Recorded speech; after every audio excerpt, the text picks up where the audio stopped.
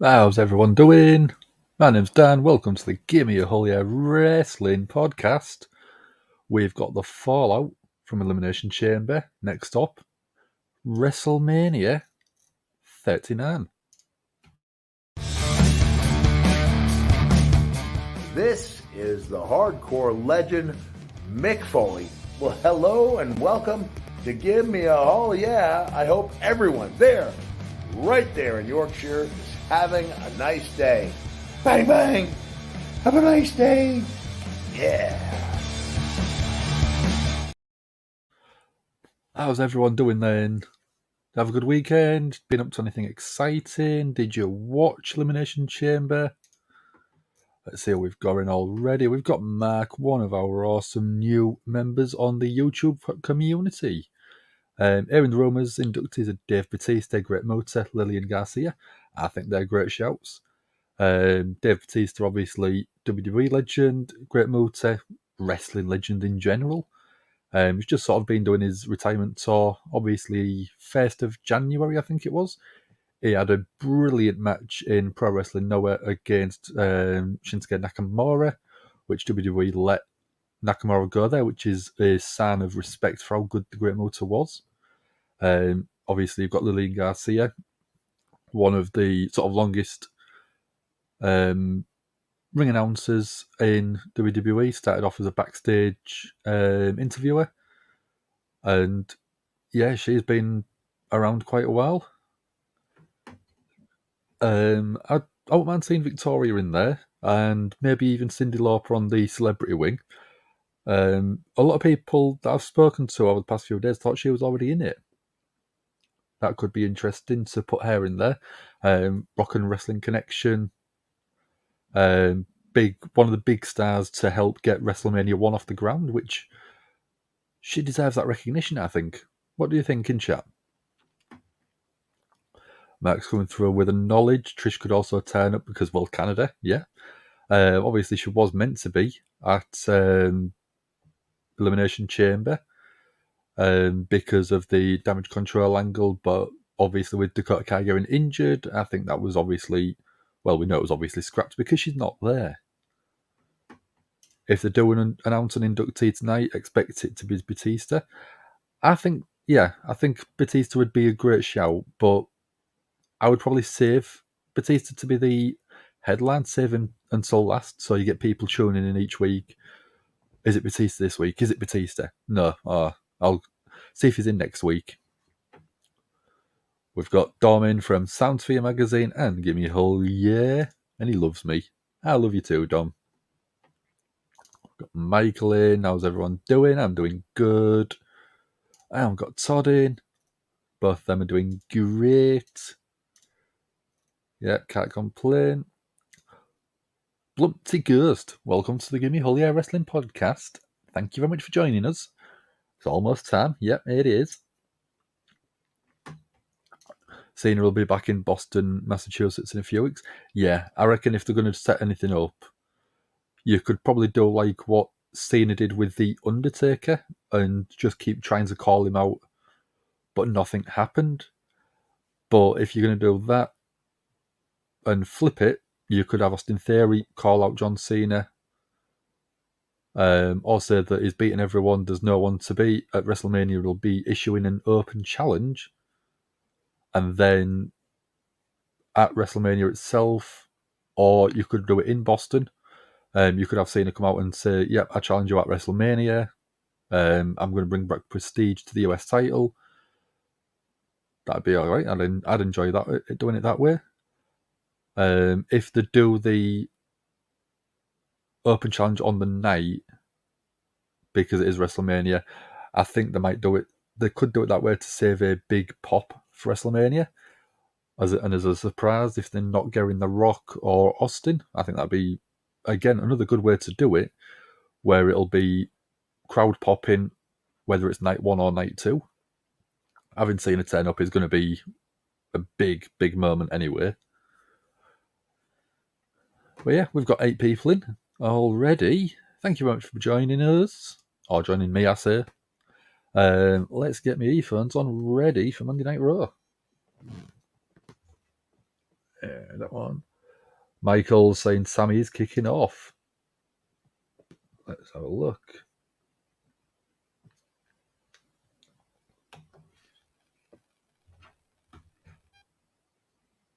I'm just going to move Eddie for action.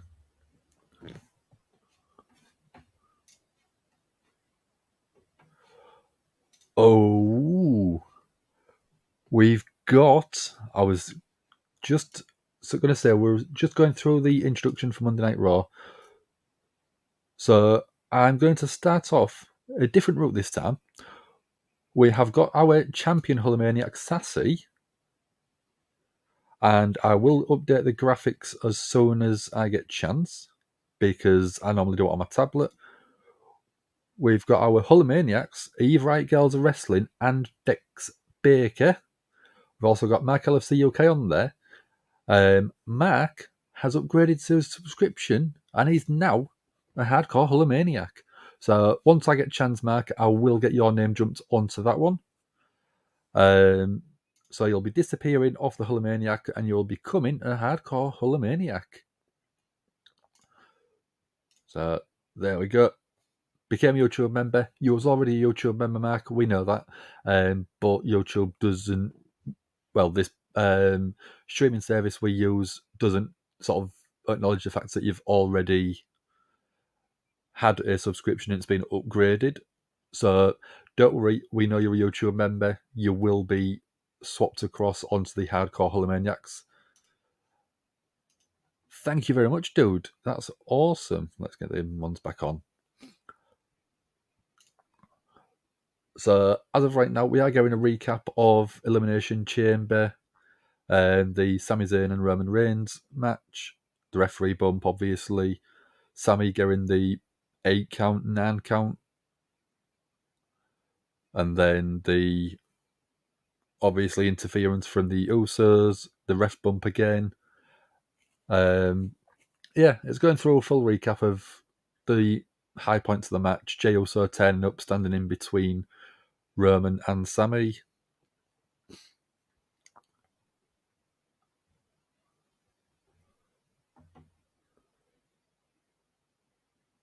Yeah, I mean, it was such a good match.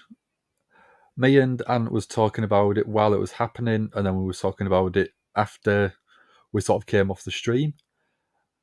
It's people say that Roman cannot wrestle.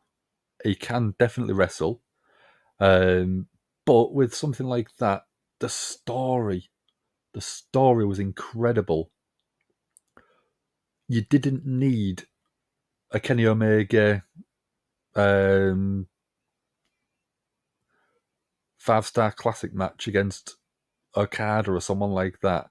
You didn't need Bryan Danielson versus Will Ospreay Jr.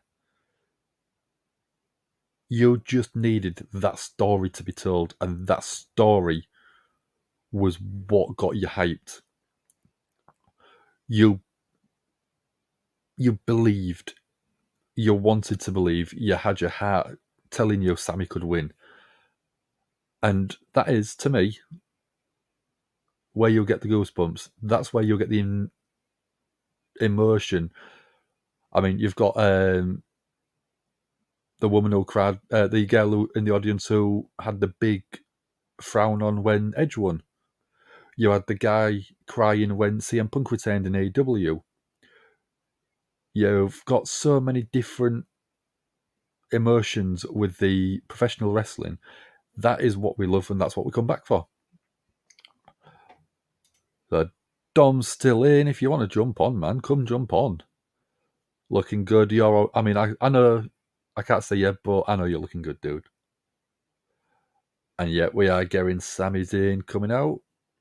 Well, Mark, thank you. Yeah, we, like I said, every single moment that you'll spend with us guys, we massively appreciate, whether it is a minute, whether it's an hour. And if you're able to, like Mark has, be able to give us any sort of funding, we do massively appreciate it, whether it is through our YouTube channel, whether it is through our Patreon that we do have available, or even if it's just a super chat on a one-off payment. just to sort of help us run this podcast, bring this content to yourself. None of us get paid for it, so people like Mark, people like Sassy, Dex, and Dan Reed, obviously from Right Girls of Wrestling, we just do appreciate every little thing that you can contribute towards this for us. Dom's telling you, smash that like button. Smash it. It does really help us out as well. Even just if you're not able to afford anything, like I said, that little like button, so it's a single click. We do appreciate that as well. Seeing if it will beat Theory for the championship at WrestleMania. I think he could do. I think it'd be a great way to give Austin Theory a little bit of a break and then bring him back with a bit more of a solid character that could go up against a few more people. Crowd still going hyped over Sami Zayn. No worries, dude. Cancelling all of today, heading to bed soon. Yeah, get yourself some sleep, dude. Massive, massive love to you. Massive love to you. We're getting the all-air chance. Let's see how long to keep going. Because obviously, on Friday Night SmackDown, it was so hyped. It was so loud. And it went on for ages.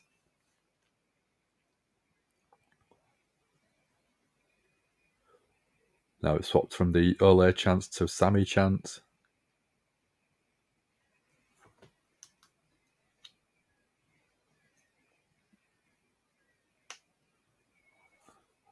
Still going, still going.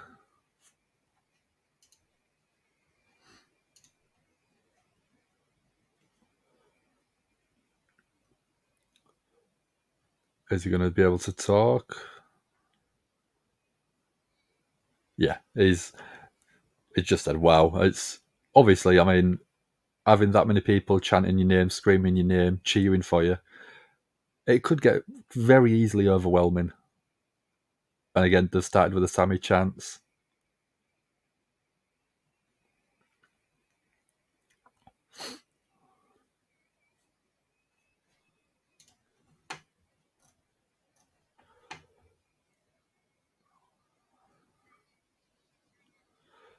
Sami says he's feeling a lot of feelings. Obviously, over the weekend, he's got the disappointment, but he's got the love.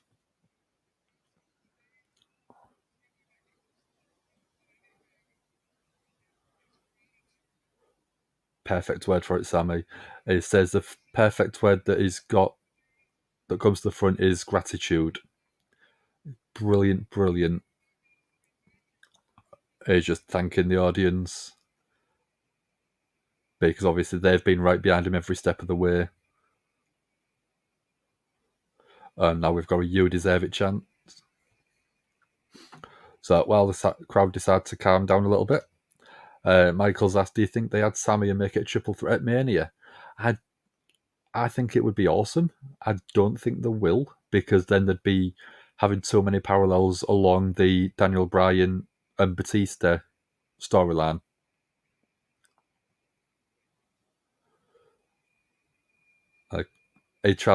Sami tries to bring the mic up to his lips, and the crowd just get a bit louder and basically shut him down.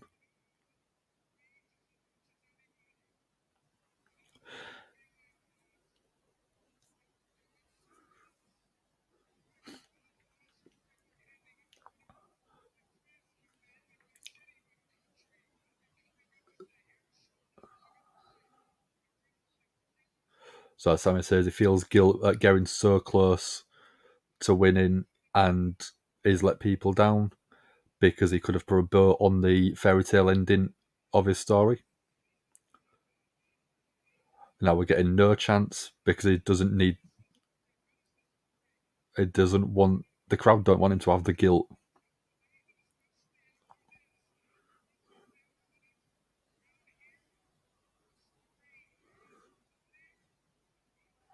Sami says the story's never over. Could that be a tease for him to be added into the main event of WrestleMania?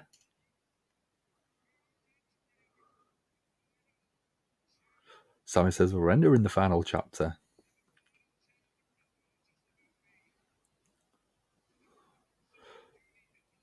there's a person he does need to talk to. Could that be KO?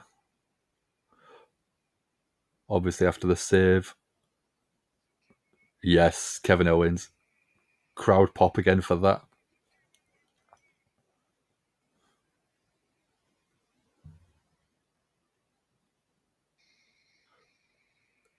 There we go. I didn't know if it was going to come out. I thought it was going to tease, but yeah, Sammy's coming out. Kevin Owens, sorry, is coming out.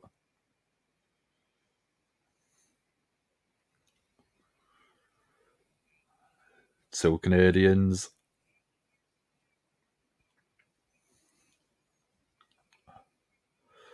Do we think that he'll say team up for the Usos? Do we think that he'll just thank Kevin Owens and then it'll be into going for the main event? Either way, I'm excited.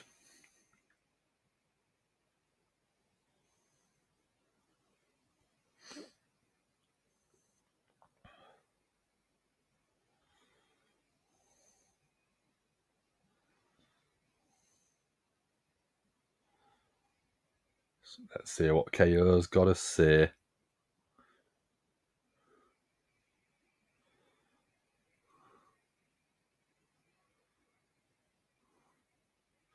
Now we're going Kevin Owens' chance.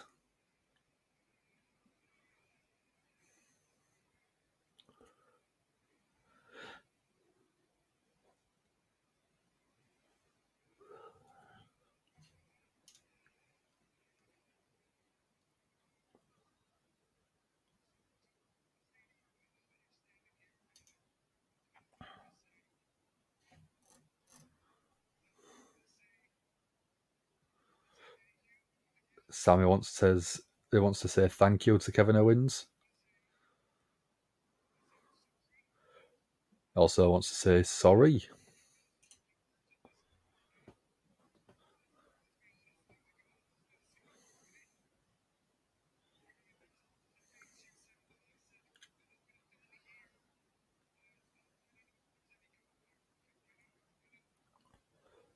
So Sammy's saying that they are past words.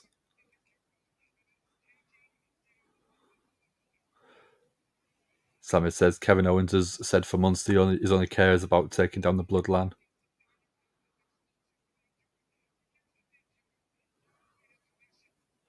Sammy now has a mission. Sammy says that Roman and the bloodline will come crumbling down under his eyes.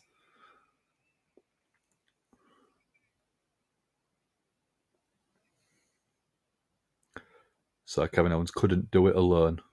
Sammy couldn't do it alone.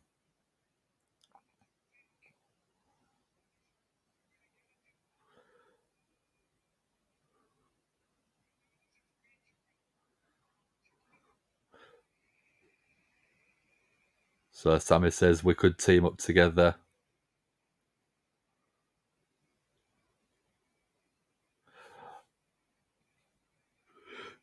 Yes, chance, obviously. Obviously that was going to happen. Oh, I'll answer that one in a second, James. KO saying he doesn't need his gratitude or apology. KO said it doesn't have anything to do with Sammy, what he did on Saturday.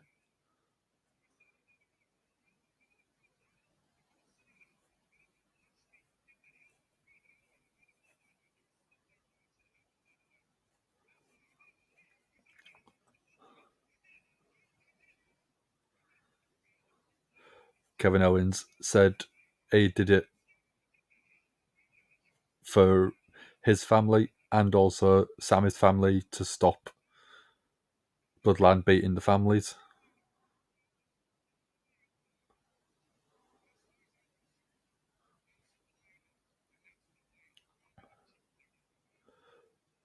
So Kevin Owens said he's going to keep fighting him that way no matter what.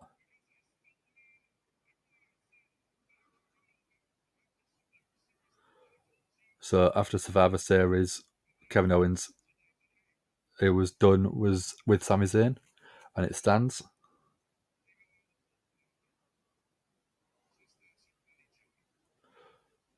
Oh, Kevin Owens saying if Sammy wants to take down the Bloodline, ask Jay.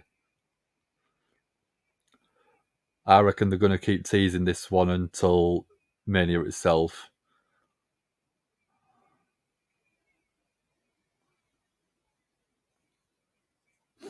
So, yeah, I'll jump back to James's comment. I haven't seen Alexa Bliss in a while. Yeah, she's taken a bit of time off. Not injury related as far as we are aware. Just taking a personal break. And just, like I always say, if you go away, spend a bit of time away. When you come back, I'll pop for you. I'll miss you. Whether you are top of the card, whether you're mid card. Oh, we're going a ding dong hello with Bailey, and the special guests are the women's tag team champions, Damage Control. Yep, taking a break, and Mark says, "Oh, we're going Seth Rollins versus The Miz as well. That wasn't announced beforehand when I was setting the stream up at like 7 o'clock this evening." Mark, you are awesome. Yeah, 100%. It doesn't. I can't bring it up on here because this is a completely separate streaming app for YouTube as well as Facebook and Twitch. But I'll let you know, guys. Mark has upgraded his own subscription from Hulkamaniac to Hardcore Hulkamaniac, but he's also been so generous and gifted. Baron Corbin's come out and attacking Sami Zayn, and now we're going to a commercial break. Why would you go to a commercial break then? Why? Yeah, so Mark has actually donated or gifted a subscription to one of our other members that's in near enough every week, ZJI. You'll probably see him later on tonight, but is gifted an extra subscription. Such a generous guy, dude. Like I said a few minutes ago, we appreciate absolutely everything that you're doing for us, for the channel, just even joining us. We absolutely love you, dude. So again, thank you very much for joining us. Great work, Dan. I didn't do anything. That legend. You can see he's got the little logo next to his name because he is a subscriber and he is a member of the channel. So this is, again, we have a little problem. When you put the message in with any of the emojis, it only comes up with what you say, like that, which isn't very good. But if you are watching on your YouTube channel, you can see all of the custom emojis. So, I mean, if I do that, there we go. Them are basically what you get. Different ones for different things. Yeah, it's good to hear that Alexa Bliss isn't actually injured. And again, yeah, just having a little bit of time away makes it more enjoyable. Yes, we do. I think we've got one of the best communities. We don't try and jump 500 subscribers in a week. We don't try and sort of push everything that we're doing every time. It's just people come in, they see that we're just wrestling fans talking about wrestling. And because of that, people do sort of gravitate a bit more towards it, I think. There's nothing worse than over the top, over hyped, over reacting to stuff when that's not the type of person we are. Dom does get very excited on stuff. I mean, he'll probably agree with that. But if we like something, we will tell you. If we don't like it, we will tell you. We'll try and always sort of look at everything in a balanced light. And yeah, I mean, there's been times when we've said Raw was absolutely garbage, which, if you're watching along, you probably see that from our reactions as well. Other times it will be absolutely brilliant, and you'll see that from us as well. That's what we like. That's what people want to see, I think. I've already got it, dude. I'll keep trying to sort of have a play with it, but it is really, really hard work. Yeah, at some point, it, like I said, it gives you so much extra.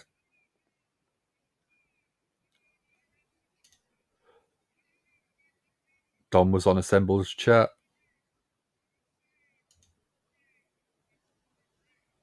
So we've now got Baron Corbin in the ring on the mic. Baron Corbin is saying he's the last person that beat Roman.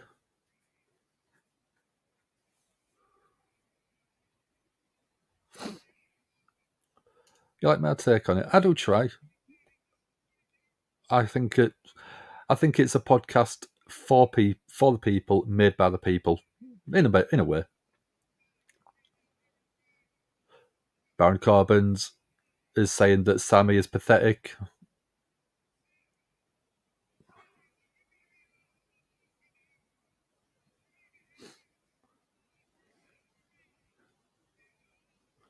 Baron Corbin saying Sammy's story is over.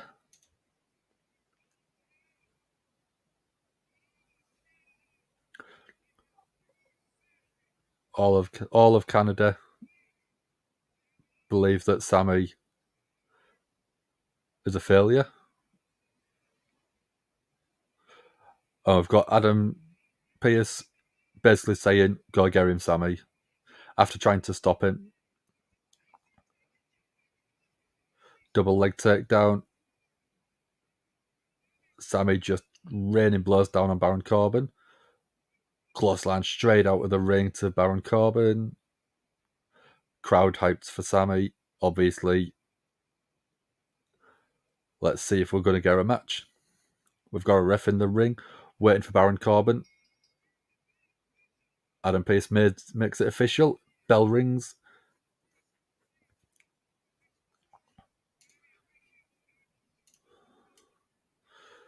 Let's get a poll going for you guys.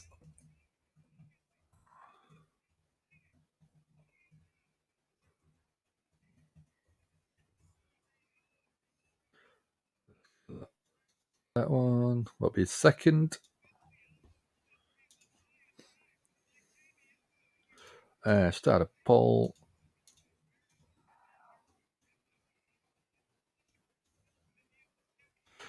There you go, guys.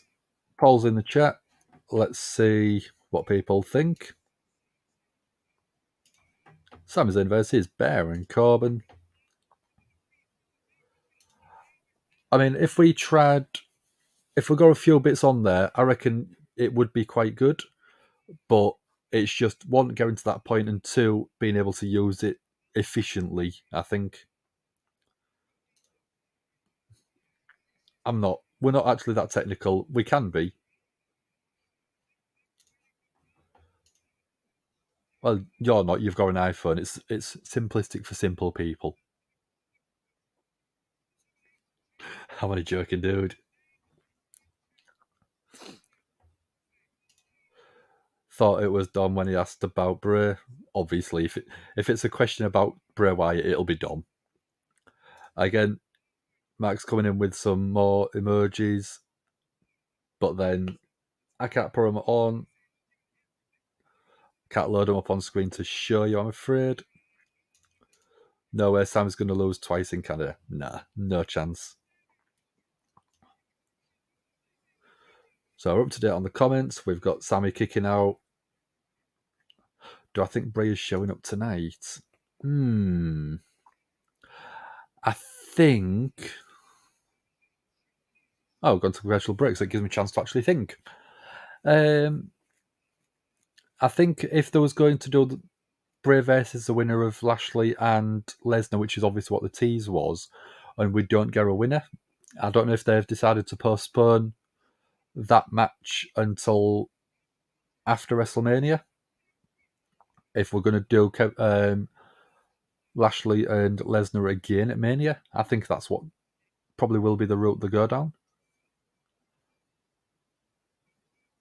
I think that makes more sense not to have Bray Wyatt show up unless he's going to go against someone else that they could have on the roster.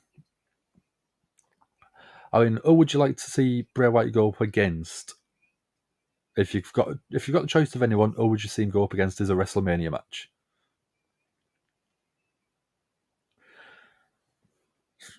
So you've got like 5 weeks, 6 weeks, to build a realistic feud.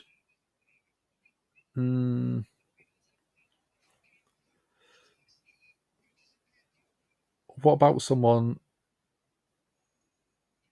Oh, there we go. Bray versus Bobby looks the way they are going. I was going to say, am I disappointed by that one? A little bit.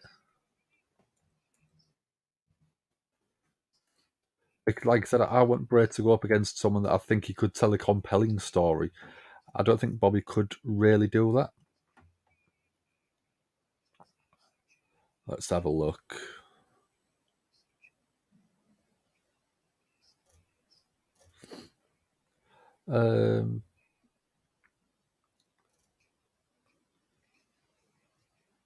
I'm just going through the roster on there at the minute.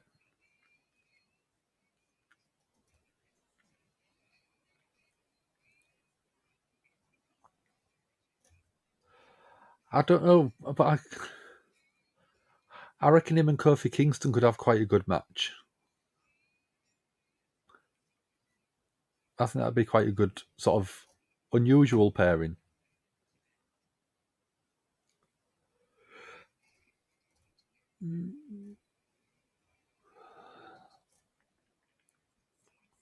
Who else?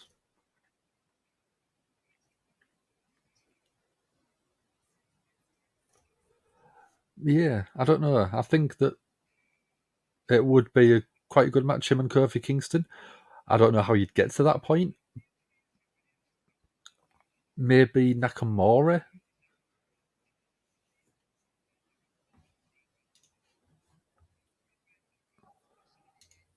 So Bray called out the winner of Brock and Bobby last SmackDown. Yeah, I understand he called out the winner, but when you had a DQ finish, does it really count? I think. Asuka versus Nikki. What a banger that's going to be. Yeah, I think that'll be quite a good match. You've got Asuka, who's the psychopath, versus Nikki, who's the crazy weirdo. I agree with Todd. No Bray tonight. Bray versus Madcap Moss. Yeah. Michael, Edge versus Bray, I think could be a good one as well. Yeah, I mean, Edge could be a good shout. Let's go all of the Raw roster. I wouldn't mind him versus Bray Wyatt versus Finn Balor. Obviously, separating from the Judgment Day first. But yeah, have Balor, Demon Balor, going up against Bray Wyatt.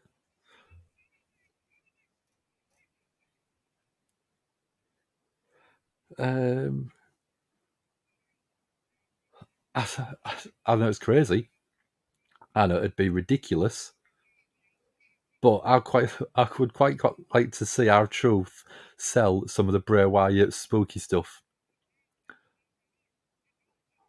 Come out with, say, Bray Wyatt in the ring talking about the Fiend or talking about Husky Harris instead of the person that's actually in the ring. I think that'd be quite hilarious. Oh, Baron Corbin thrown to the outside. Sammy off the ropes. Front flip over the top rope, taking Baron Corbin out, landing it spot on.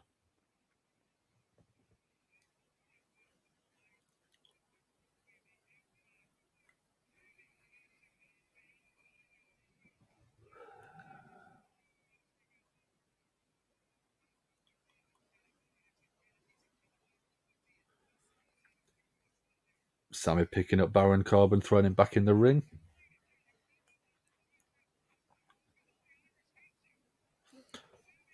That Finn versus Bray would be grand. Yeah, I think that would be the headline match I would want to see. because I think that them two would really bounce off each other in terms of characters. Uncle Howdy versus Finn, yeah, same thing really. But have the spooky characters going up against each other, I think would be awesome. Bray versus Dexter Lumis, again, I think Dexter Lumis would be good. I don't know if I think he would be a great person, because there's not much expression from Dexter Lumis, but he's got some really weird movements that he does in the ring, which is quite cool. Yeah, both options are good.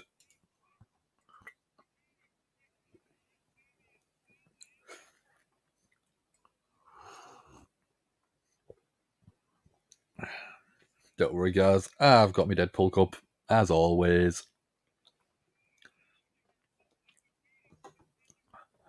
And I've got snacks. I've got my snacks, don't worry. I know everyone wants to know what snacks I've got most of the time. A love a kick to Baron Corbin. 1, 2, 3. There we go. Sami Zayn got the winning Canada that he deserves. Not the one he truly deserved, because that should have been on Saturday night.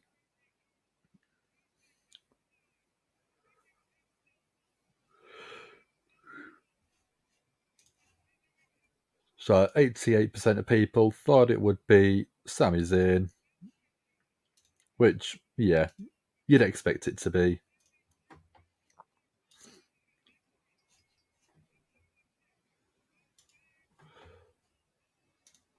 So let me just update this.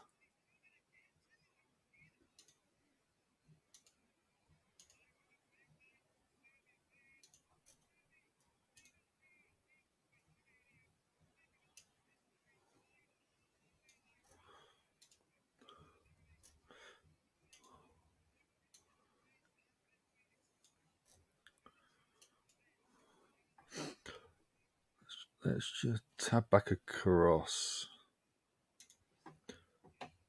Yay, Sammy wins. Yeah. I agree, yeah. Like I said, he deserved a win in his home sort of country.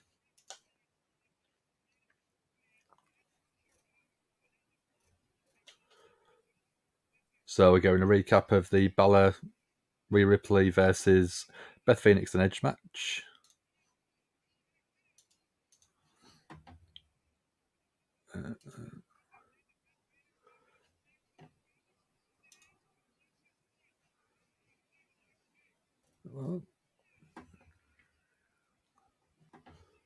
And it's that one.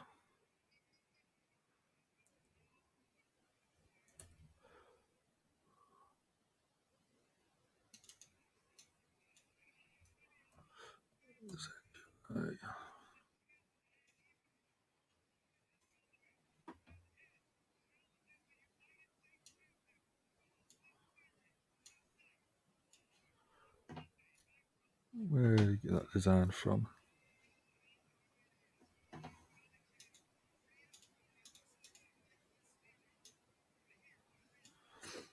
So we're getting an exclusive Rhea Ripley interview.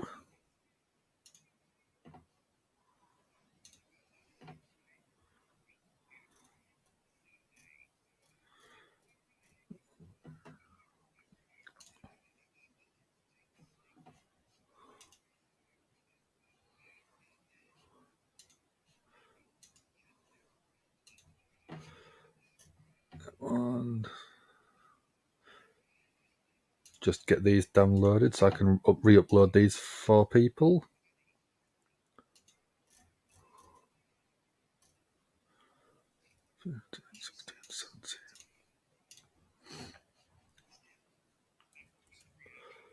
Let's get back. Bray versus Karrion Kross. That would be brilliant. I thought they might have done that a little bit earlier. After the return of Karrion Kross, I thought that might have been the route they would go down.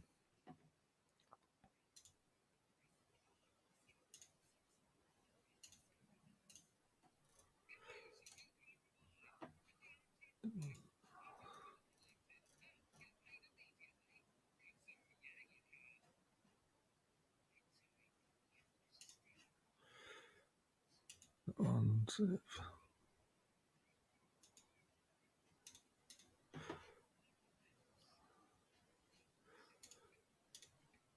where are you? That one.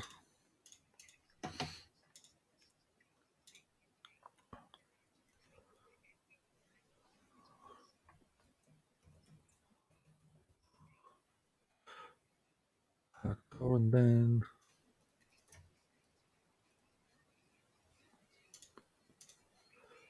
so we're on a commercial break. I will be with you guys in a second. Don't worry.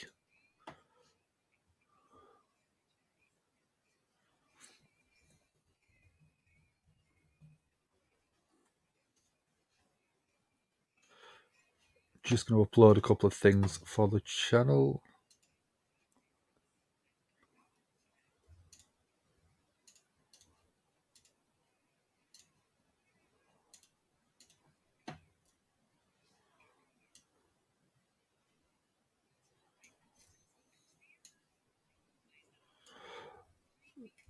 So I'm going to start off again with the Champion Hulkamaniacs. So on there we have got our very own sassy, awesome moderator. Then we've got our hardcore Hulkamaniac, our very first one, Mark LFC UK. Thank you very much again, Mark, for upgrading your subscription. And then also we've got Eve Wright Girls of Wrestling, we've got Dex Baker, and we've got our newest one, which again, Mark has so generously donated to ZJI. So hopefully ZJI sticks his head in later on so we can welcome him. I always forget to put the overlay back on. There we go. So again, thank you very much, everyone that does the membership. Because like I said, we put it straight back into the podcast because we do have to pay for stuff like our StreamYard. So again, we do really appreciate every single minute, every like that you do on a video, every comment that you stick in the chat. So again, from the bottom of my heart, Dom and also Sam, we do thank every single one of you guys.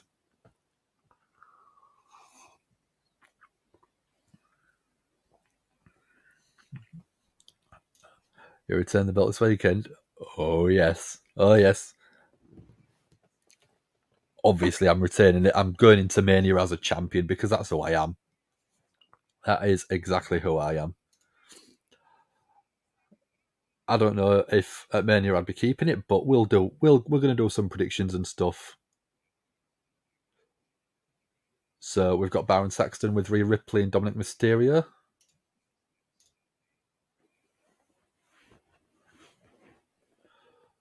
So Rhea's asking what happened at Elimination Chamber, but the Judgment Day team lost.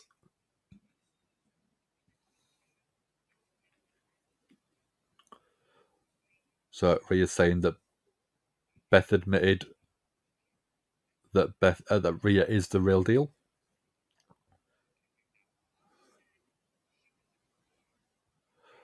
So Rhea says that she's focused on WrestleMania.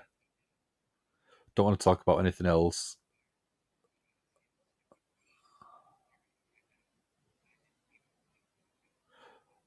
And then Dom cuts in and says, if you ask anything again, ask any more stupid questions. Dom is going to do what he did to people on the block. Ridiculous. I am, don't worry. I'm going to be stood outside. I've got this Gimme Hulkamania belt. I've also got a WWE replica belt. So I will be sort of bringing both aloft outside the WrestleMania Sophie Stadium.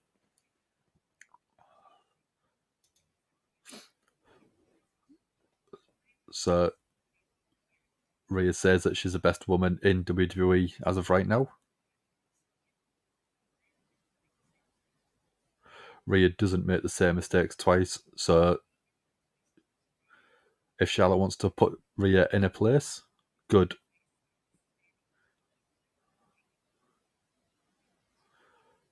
So she's going to walk out of WrestleMania SmackDown Women's Champion. So this Friday, we're going face-to-face, Rhea and Charlotte. exciting. If you don't want to see that, you will be able to see Dom and Sam maybe covering that. So Dom is going to be going along for moral support, and because his dad is going to be in a match. So yeah, Rhea Ripley versus facing off against Charlotte Flair on SmackDown for the Women's Championship, obviously going down at WrestleMania. We have also got interviews with both of them people on the channel. You can see them on the WWE interviews list on the YouTube channel. We interviewed Charlotte about a year and a half, 2 years ago. We did an interview with Rhea at Clash at the Castle in September last year. So, love to see Rhea beat Flair. Yeah, definitely. I reckon that is definitely the way they're going to go. So, we're getting Elimination Chamber recap of Logan Paul stomping and buckshot lariats to Seth Rollins, gifting Austin Theory the win.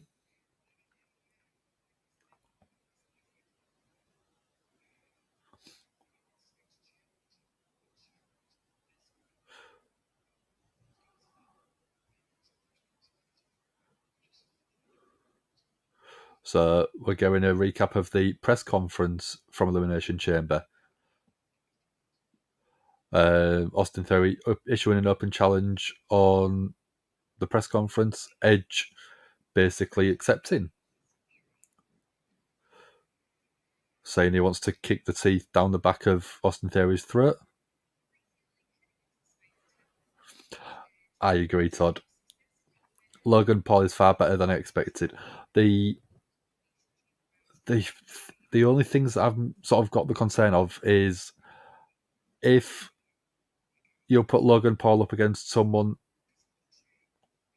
that maybe does not have as much in ring experience as always been up against. I mean, he's had the Miz, he's had Roman Reigns, he's by the looks of it going to be having Seth Rollins. That would be going up against elite level stars is always going to be easy because they can carry the match for you. If anything happens, you've got the veteran experience for them to be able to solve the issue, whether it's a spot going wrong or anything like that. But I think Logan Paul's matches are massively rehearsed, massively scripted, so he knows what's happening to sort of eliminate that uncertainty if something goes wrong. But if something does go wrong, I reckon he would crumble, and I think that's the difference. And I think that was the point that Seth Rollins was trying to make, but not in the obvious terms of he doesn't believe that Logan Paul deserves to be in a ring if you're not going to give something to the business. I've got Clinton Smith in. Oh, we're doing Clinton. Big mouth when it comes to WWE, but kind of change his stance on the Elimination Chamber. So Montez Ford moonsault from the top. What the actual heck? Exactly. In terms of performers, Montez Ford is ridiculous. So entertaining. So we've got Dolph Ziggler coming out, so I presume it'll be the Dolph Ziggler Mustafa Ali match. Yep, that looks like exactly what's happening. So I shall be sticking the poll in the chat for you guys.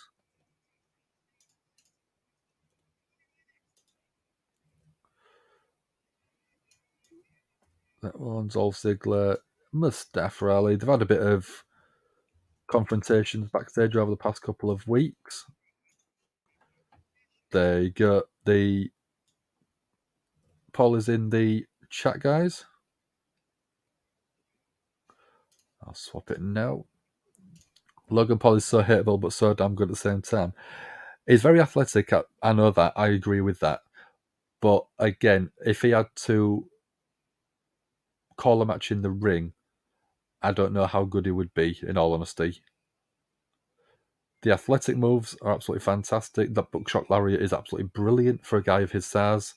That frog splash he did through Roman at the table with the video, with the phone in his hand, doing the stream at the same time was absolutely amazing. Love to see Logan Paul and Ricochet if that could happen. That'd be an exciting match. Ricochet is a flyer, and I reckon that would be a very good way to sort of try and make the match entertaining.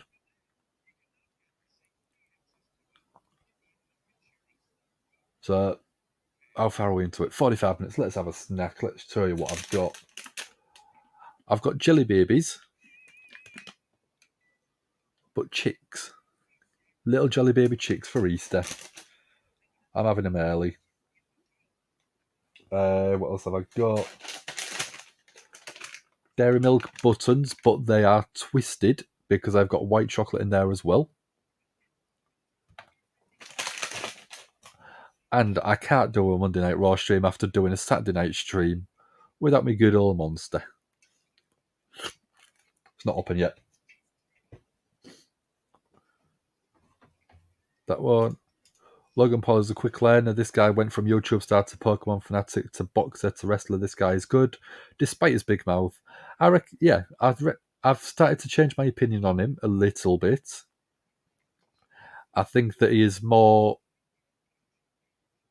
He's changed a lot of people's perceptions over the past sort of few months, especially with WWE.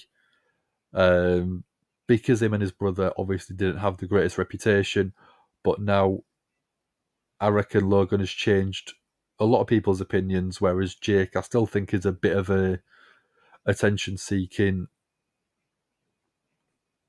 and very arrogant person.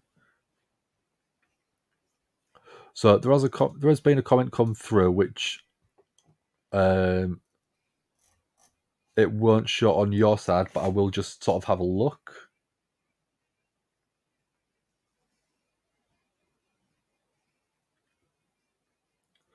So Chris Lewis has put a comment in basically saying that he don't want to sit here and watch someone watch WWE.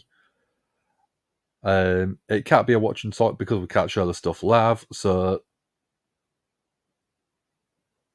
there's nothing that we can do about it. If we put Raw on the stream, we would get taken down. We don't want to be taken down. So if you don't want to watch someone talking about it and giving you coverage without having to watch it yourself, you don't have to. We're not keeping you around. Got Mustafa Ali coming out to the ring now.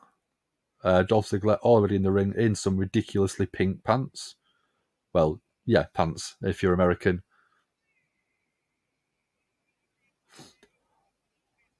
Mustafa Ali walking to the ring saying he's smiling.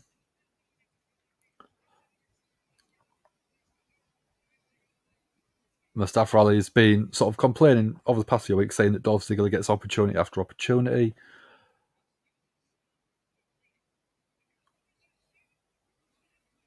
So WWE online last week basically challenged Dolph Ziggler.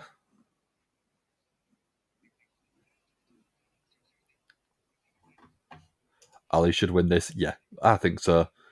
Dolph Ziggler's doing the veteran stuff where he'll put over talent to try and build them up a little bit. Ziggler's in the pink for Hitman. Yep, great shout. I reckon that'll probably be why.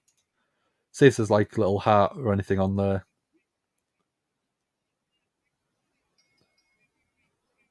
Got to say, Bronson Reed, the spot where he balled everyone up at the same time, smashed the ball into a chamber wall at once. Again, insane. The Hurricane Rana off the top from Johnny Gargano, again, was ridiculous.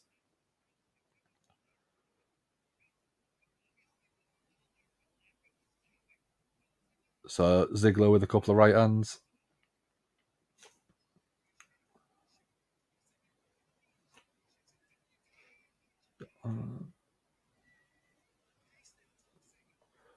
So Ziggler, neck breaker coming out. What's up with Ali's hair? I think it's just a little bit longer and it's not tied up because it's usually tied up as far as I can remember. And I think he's sort of got a bit of a new style to it. Looking at it, he's had sort of the sides shaved a little bit on both sides.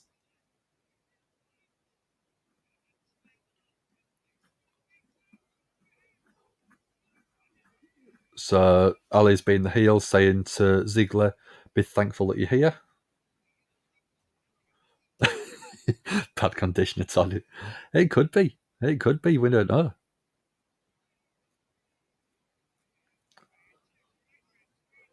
So just going a very slight "Let's Go Ziggler" chance. Jenna Frank spot from GCW. I'm a big Power Rangers fan, but that was jaw dropper for me. I'll have to see if I can find that one.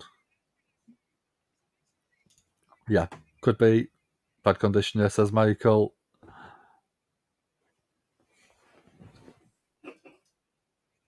I didn't realise I'd almost finished that one.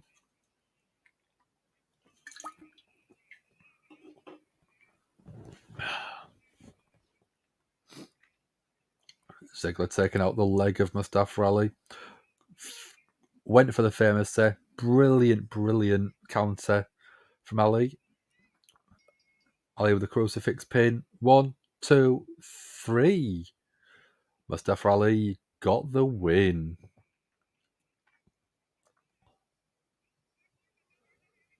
Beautiful from Mustafa Ali. Complete surprise.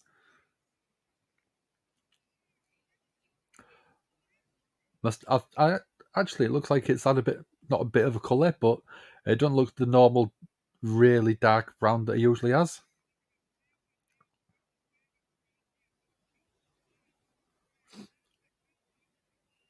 Yeah, it looks like it's got a bit of a red tint to it this time, or a little bit of a lighter brown.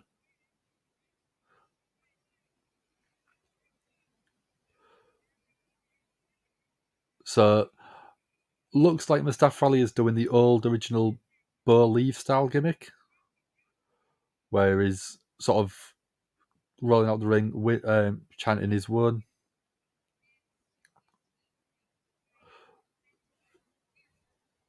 That one.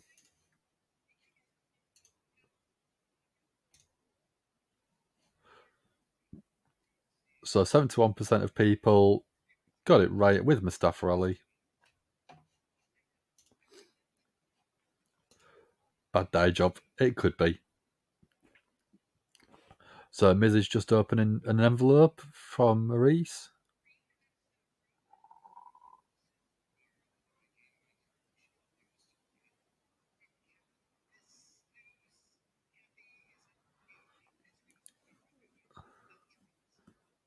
So Miz has opened something. He's got an envelope. Needs to announce something on Miz TV. But it's going to be next week.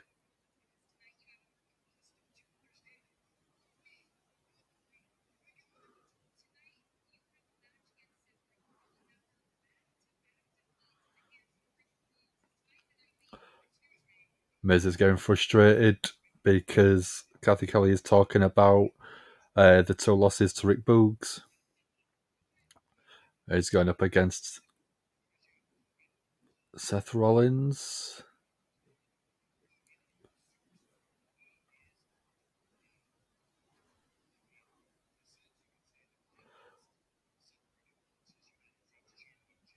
So Miz is saying that his tutelage cost Seth Rollins the US title. Miz is so arrogant, it's ridiculous. But it's so good as a character.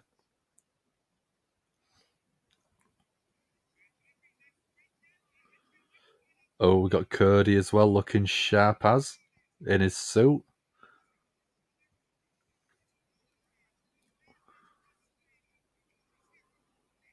So we're getting Cody up next. Can't believe who the next challenger is for the GCW title, but Masha Slamovich showed up and challenged Nick Gage. World title. That sounds awesome. I mean, I don't get to watch too much GCW because of the Raw coverage, and then obviously Dynamite to keep up in case I need to cover it.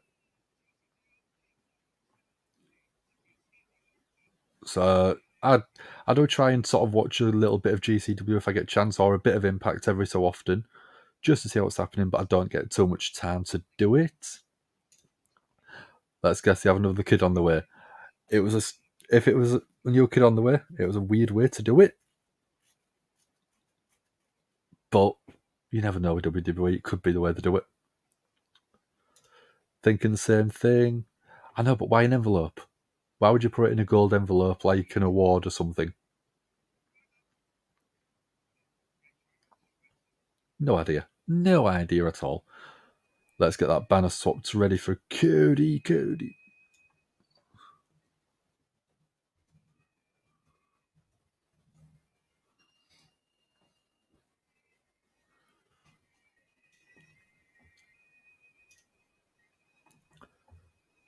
That one.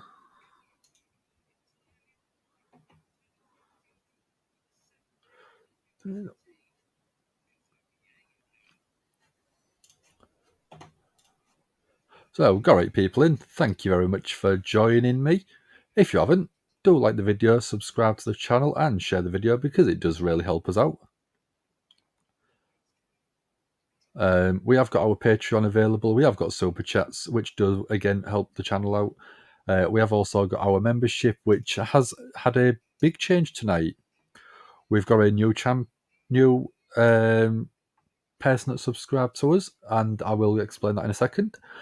We've got our champions, which is Wrestlemania Sassy, our awesome moderator. We have got Jack as one of our moderators as well. We've got our first hardcore Wrestlemania champion, Mark LFC UK. He upgraded. He won a new title, so he progressed from the Wrestlemania tier. We've still got Eve Wright Girls of Wrestling and Dex Baker on there. We've also got our new member ZJI, which that has been gifted to him by Mark LFC UK. So Mark is being an absolute legend.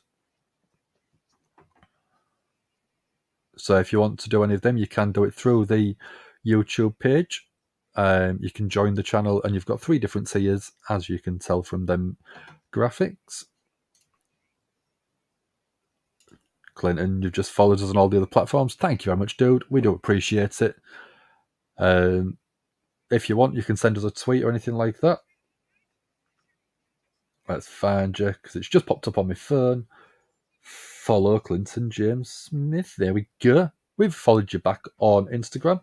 Let's get you on that Twitter as well. That one.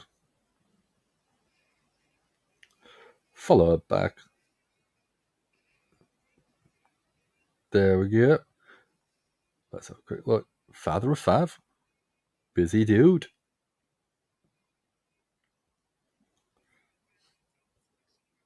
So, followed by Wrestling with Faith. That's a channel that's reached out to me. I heard something from them about a year ago, but I've not heard anything back from them, so I might send them a reply at some point. Michael, can't wait for 2023. WWE game. It's never a game I really have played. I'm on the verge of sort of going the Xbox version of Hogwarts Legacy. I mean, just look.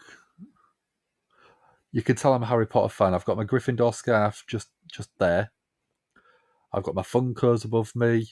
And I mean, there's so many in here. I've got 3 shelves up that side, 4 shelves above me here. And the 4 shelves above me are just full of Funkos. That side is just all different things. There's all Harry Potter merchandise in somewhere. There we go. I've got Cody coming out now.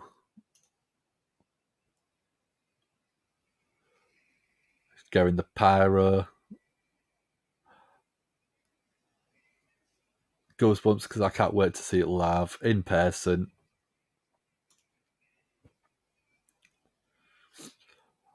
I mean, the band that did the theme itself, Downstate, I'd never heard of them before in my life, but they absolutely smashed it out.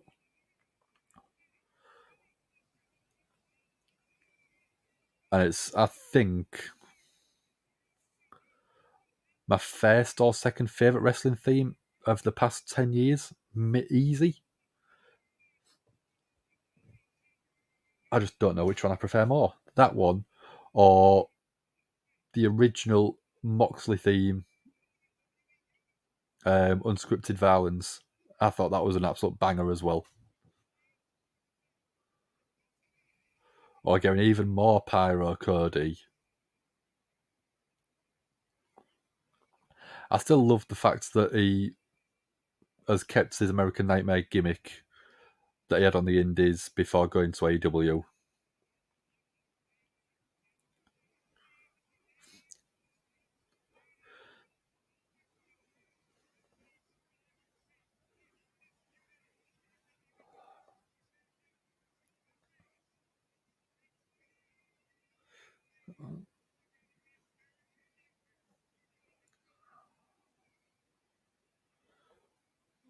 That one.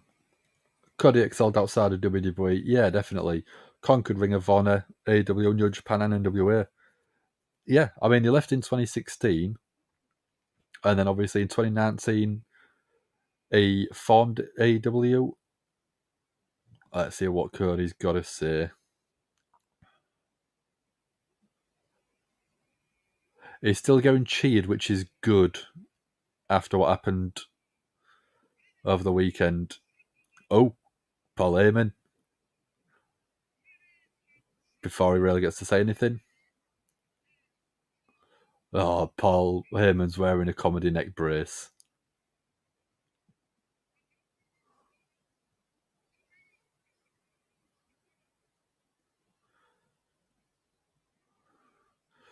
So, Cody's asking where Paul Heyman is.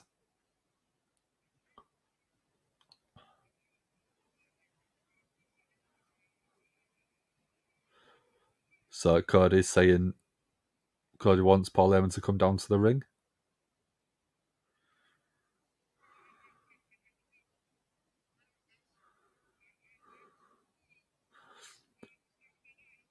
Paul Heyman saying that he was mauled by a Kodiak and has been subjected to the miserable Canadian healthcare system.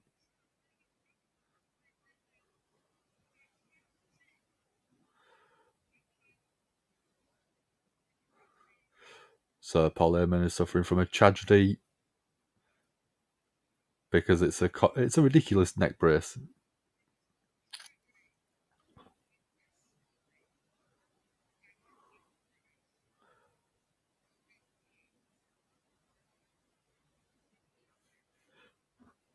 So a tragedy will befall upon Cody.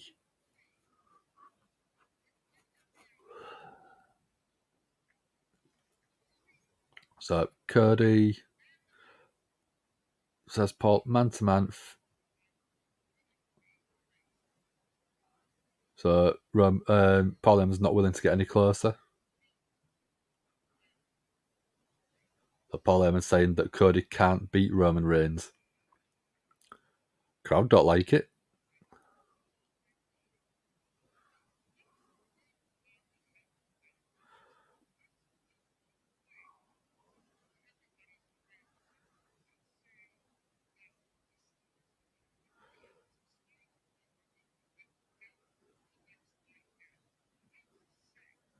So Paul Heyman's saying at WrestleMania, hypothetically, Cody beats Roman. Hypothetically.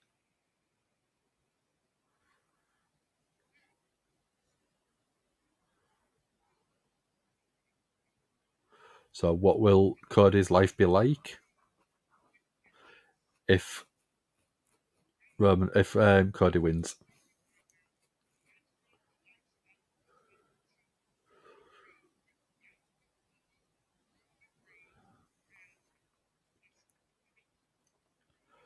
So Roman Reigns has special counsel and the Wise Man.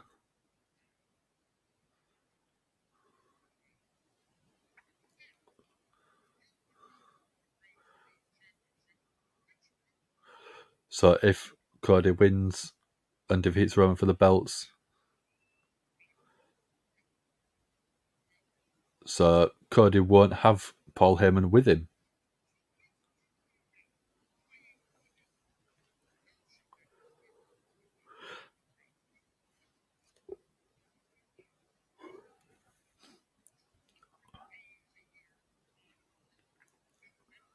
So 200 days a year on the road defending the titles. 50 days doing charity appearances.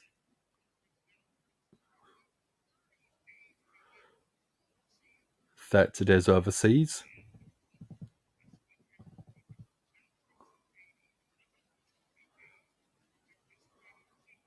So 20 days promoting the Big Four pay-per-view or pay-per-views itself.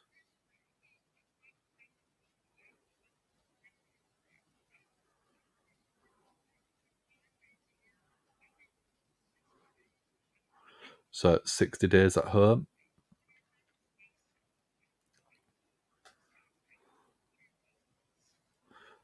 So Paul Heyman's basically just making it sort of totaling up all of the different days.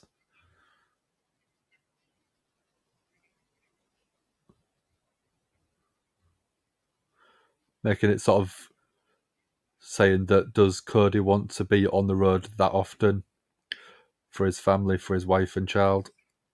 Is that the sacrifice he's going to make?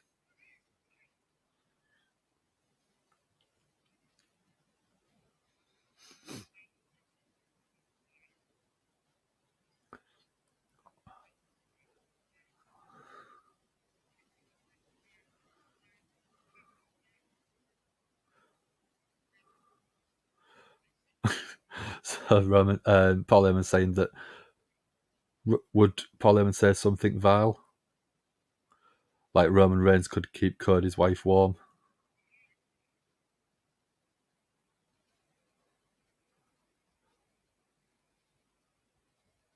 Let's see. So Paul Heyman assures Cody Rhodes that the Cody Rhodes' dreams will become his own personal nightmare. And even though it was a clip-on mic, Paul Heyman's mic dropped.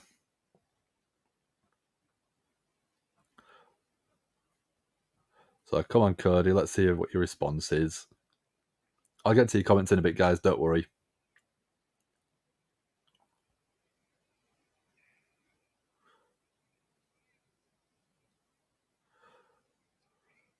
So Cody says Roman's great.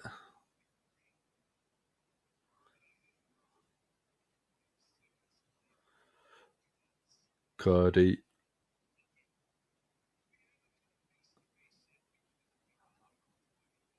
says, don't send Paul Heyman again. Don't send him again. I've never been face-to-face with you, but I want it to happen soon.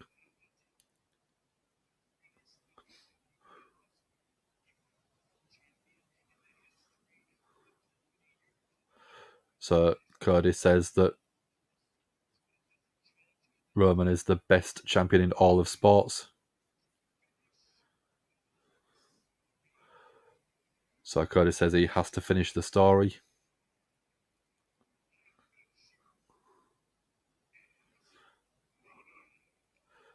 Cody says, I beat you at WrestleMania. Might drop again. So again, both parties, Sami Zayn and Cody, both talked about stories.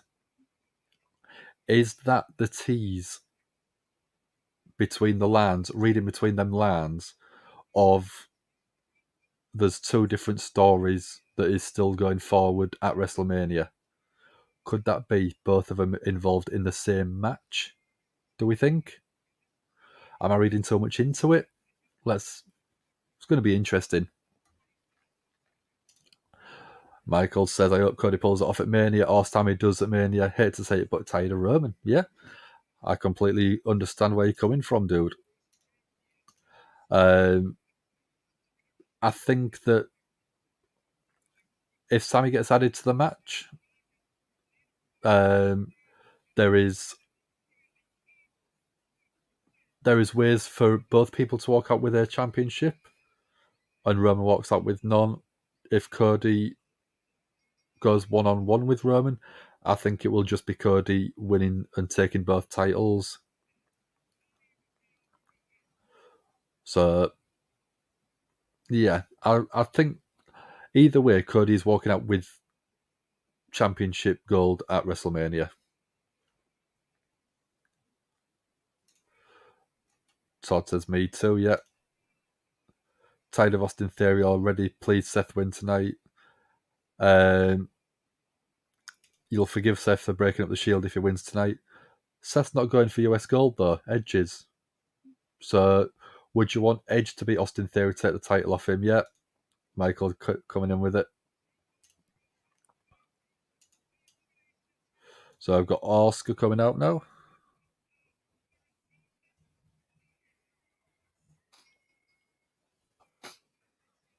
I love Asuka's new face paint. It's absolutely beautiful. Colours are amazing.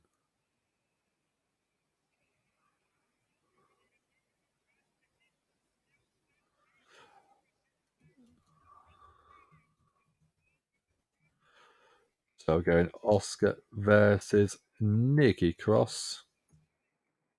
That's coming up in a second, so I'll get that poll ready as always.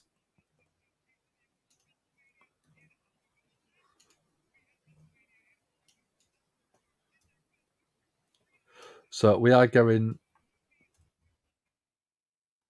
We're going to go a recap or the movie moments like they did for WrestleMania 21.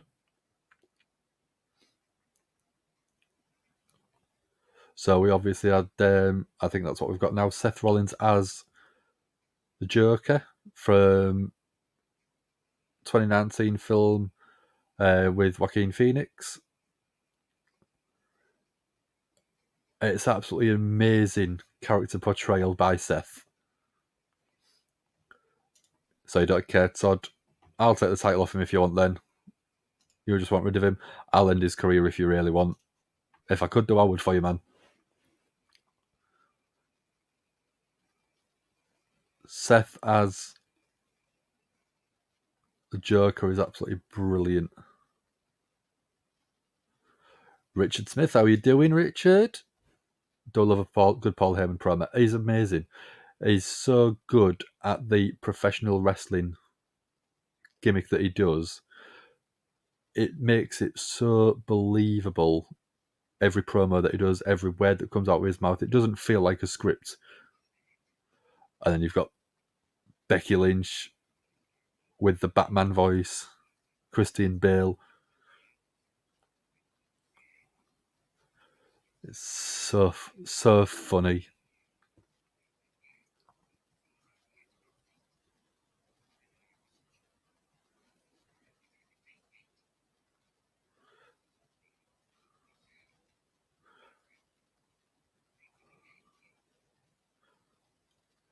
I love the way that Becky goes, it's the man cave instead of the bat cave.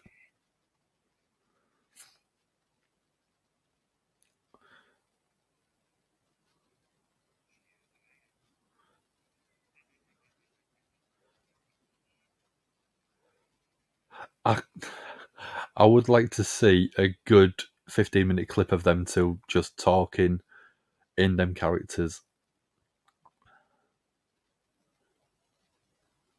So if it's the man cave and not the bat cave, would it be instead of Batman, Man?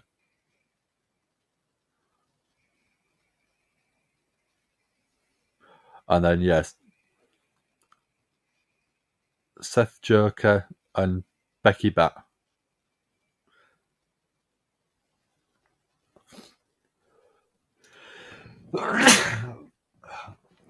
Sorry to everyone. That just crept up on me. Seth is such a good Joker. He's absolutely brilliant. He's so hilarious. Like I said, I'd love to see the ability. Love to see a sort of a longer promo or a longer segment with them two. I think it'd just be quite funny. what happened to Randy. He's out with an injury. He had surgery on the bottom of his back. He basically had the very same thing that Shawn Michaels had back in '98, where he had lower fusion back surgery. And there is rumours he would never wrestle again. Yeah, he had, I think it was like two of his, near the bottom of his back vertebrae fused. And Shawn Michaels took 4 years to come back. Roman, not even Roman, Randy, sorry. There we go. Randy could be on the permanently injured list. And we don't know when he's due back. There was rumours of him turning up at the Royal Rumble, but that was obviously speculation. I would like to see him back. I think he is absolutely amazing. And I just think that it would be such a shame for him to go out in that way.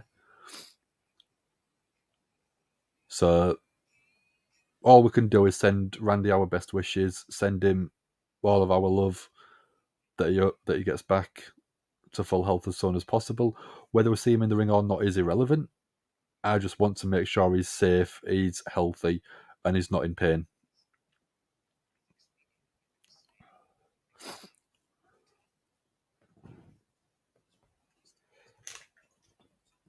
Let's get some energy drink in me. Did that sound good? Did that sound good on microphone? I should have opened it a bit closer.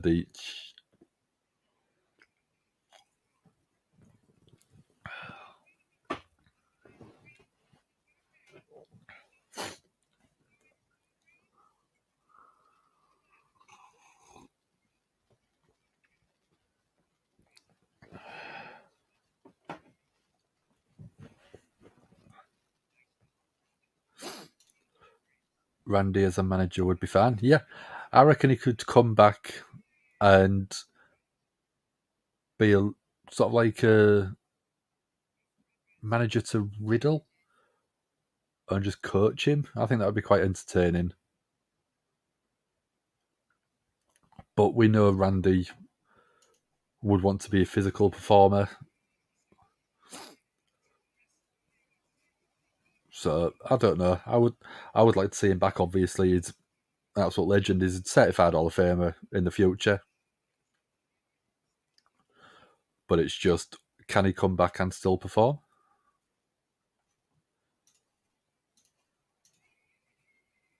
So again, Nikki Cross come out.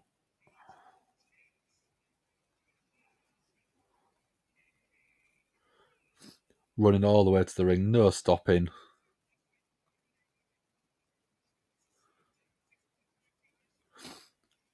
Thanks, Todd. Yeah, Todd knows a bit of stuff. Todd knows what he's doing.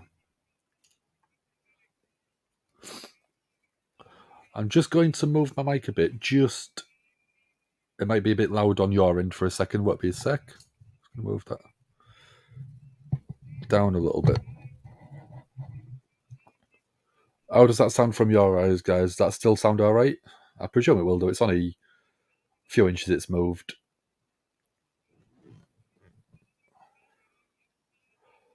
Again, I just want to say Asuka looks absolutely amazing with that face paint. Oh, we're getting Bianca Belair come out now. Probably wants to get a first front row seat to challenger at Wrestlemania, Asuka. Sounds good. Cheers, dude. Thank you very much. Oh, it sounds better. Oh, nice.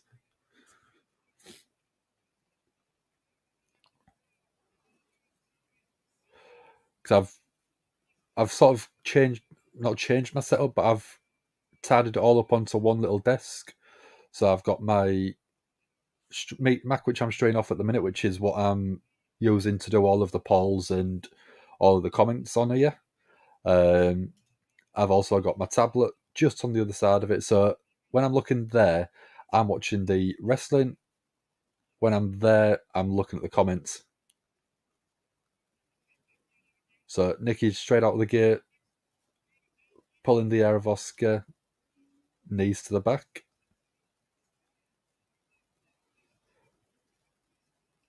Oh, open hand slapping shot to the chest of Asuka. That was naughty.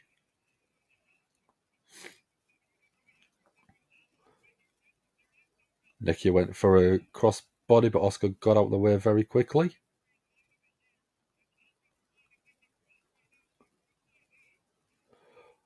That one. But yeah, so I've got my MacBook there. There, I've got my Samsung tablet, which is what I watch the wrestling on. I've got obviously you guys just in front of me there. And then I've got my boom arm on the mic, which if I just do that, that's on a little boom arm, which is attached to just behind the Mac itself. So it's all just in a nice compact little space, so I can move the full thing if I want to, without having to unplug anything. It's nice and easy, makes it organised. So Nick is looking to capitalise. Oh, flat drop to Asuka on the ring apron itself. Nikki just looks absolutely crazy.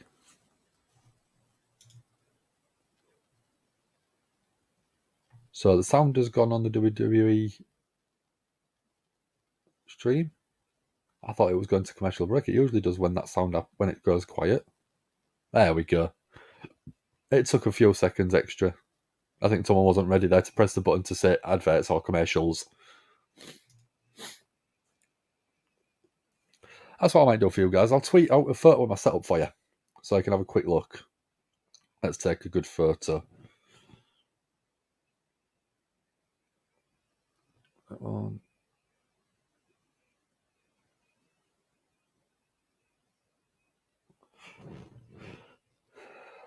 Yeah, where's my Twitter? I'll tweet this out for people. Tweet out a photo.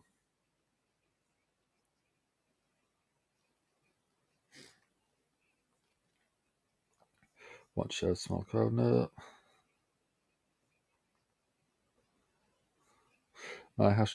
My Gimme Hole, yeah. Set up for streaming. There we go.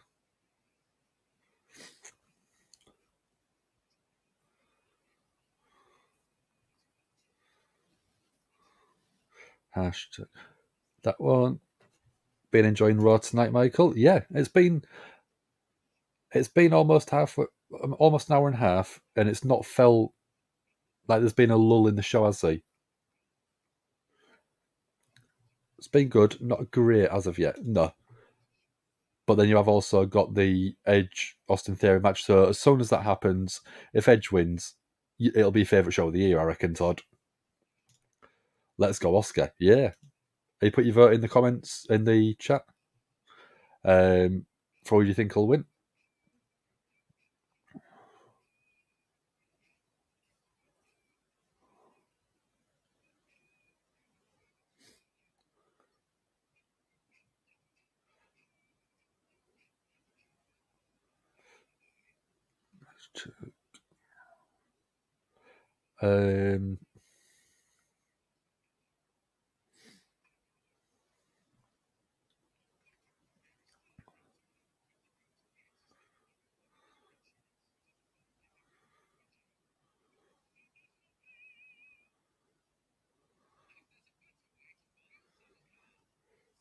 Just putting some hashtags on the tweet. Won't be a second, guys.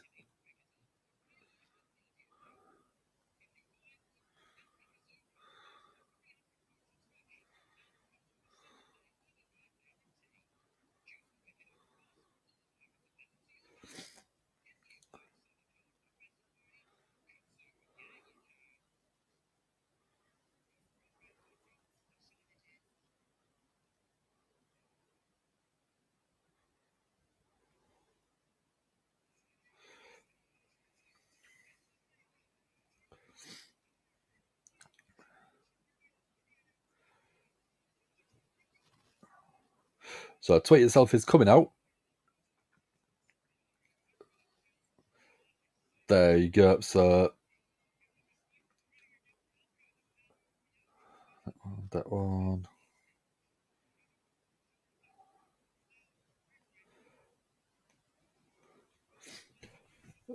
So German suplex to Nikki Cross.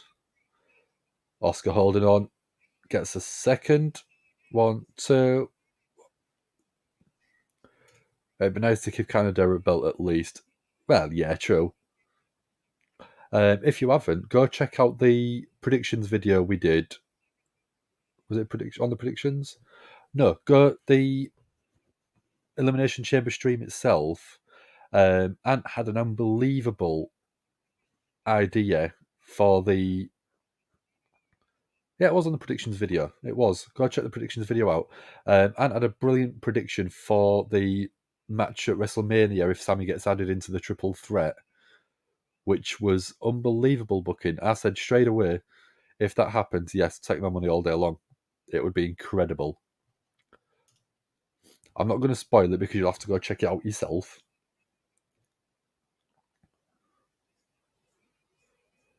So, Nikki Cross climbing up to the top rope. Asuka catching her at the top there.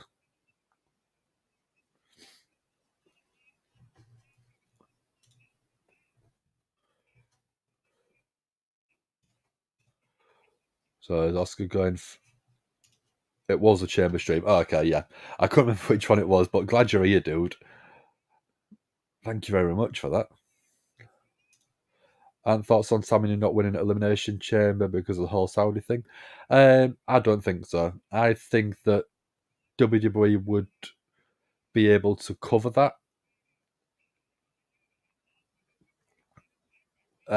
If they put the championship on Sammy, you could just book special attraction after special attraction. So you could put Goldberg, Brock Lesnar.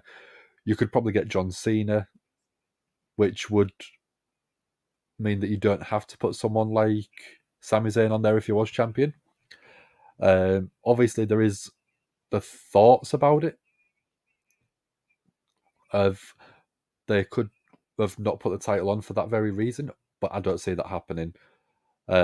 Triple H is obviously a best for business guy, but I don't think they would go that far for best for business. You can't not go for the story. Oh, Nikki Cross with a Falcon Arrow. 1, 2, kick out. Nikki looking quite annoyed. Was a chamber stream, yeah. Does anyone have a least favourite wrestler? I don't mean it in a disrespectful way or anything like that, but people, I mean, Baron Corbin for me, every single time since he lost that lone wolf gimmick when he first appeared on Monday Night Raw and SmackDown, I just think that it's been a very, I don't want to say bland character because he's not. The Happy Corbin stuff is quite good. Well, the Happy Corbin stuff was okay. The Sad Corbin stuff was brilliant. It was really entertaining. But in terms of in the ring itself, I don't really find him enjoyable. Let's have a look. Amos, again, I think is a big guy, but that is his only sort of character gimmick. He's not very good in the ring.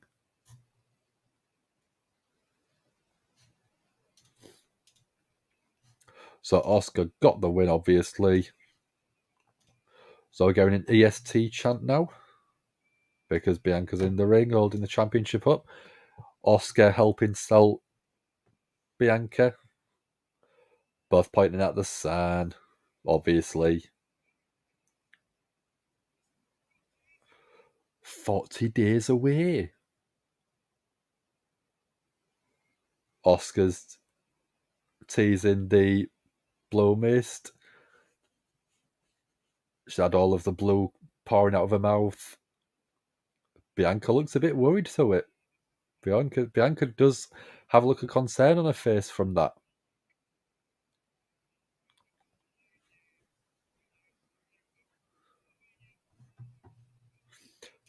Nikki Cross is just not that good anymore. I think Nikki Cross as a wrestler is good. I just think the character isn't always the greatest.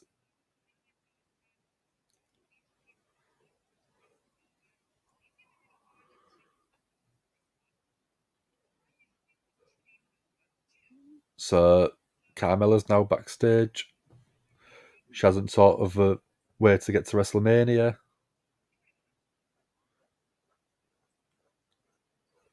Carmella has been thinking of Asuka.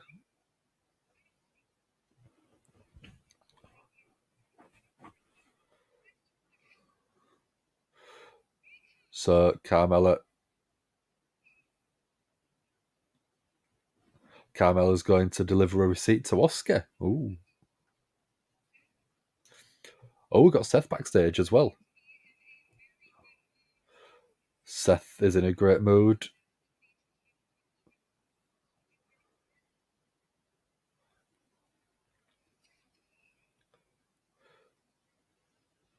So I think we're teasing the WrestleMania match with Logan Paul.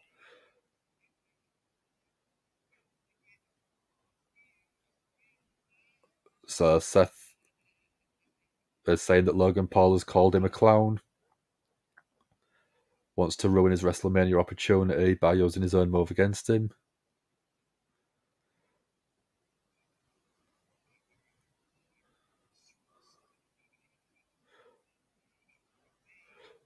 So Logan Paul might not know one side of Seth Rollins.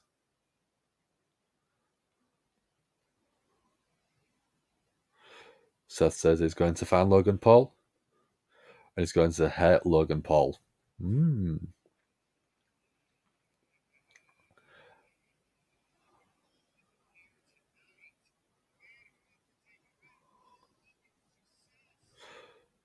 So Seth is going to go up against...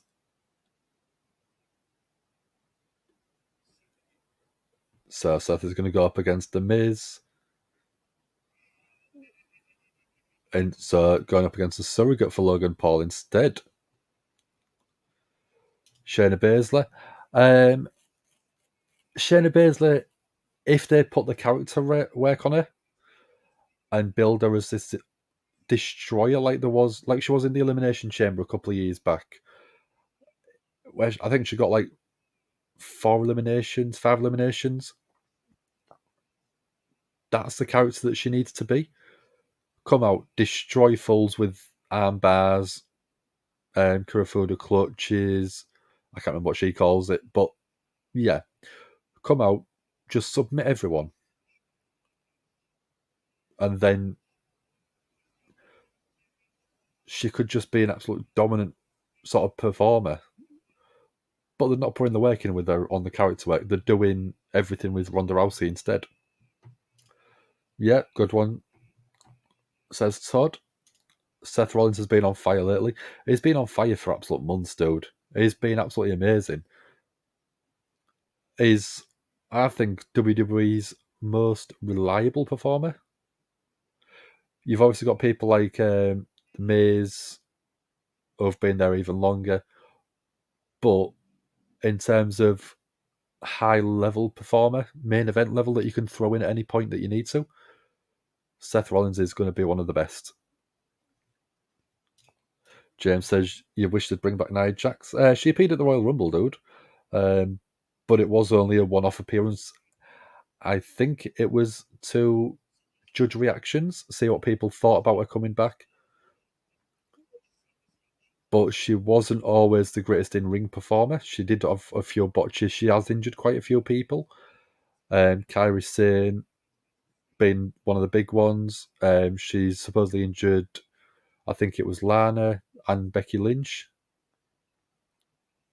So she's not actually the safest. I did think she was okay.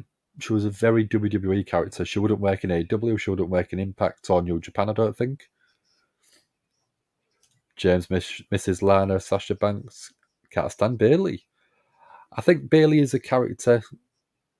She's doing good work. It's not my cup of tea, but I agree exactly with what you mean. If you do watch the New Japan show from the weekend, you could see the new Sasha Banks, the new Mercedes Moné, she's called, formerly known as Sasha Banks. She won the IWGP Women's title against Kairi Sane in a very good match. Don't worry, son. I've been doing the votes. I didn't know if you was in or not, but yeah, you can have the votes. That'll come through in a minute. So it will be.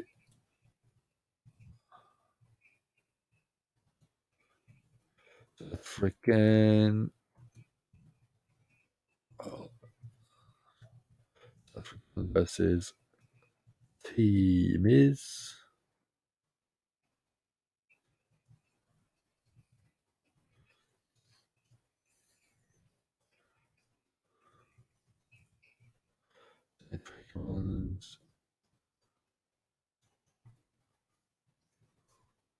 And is.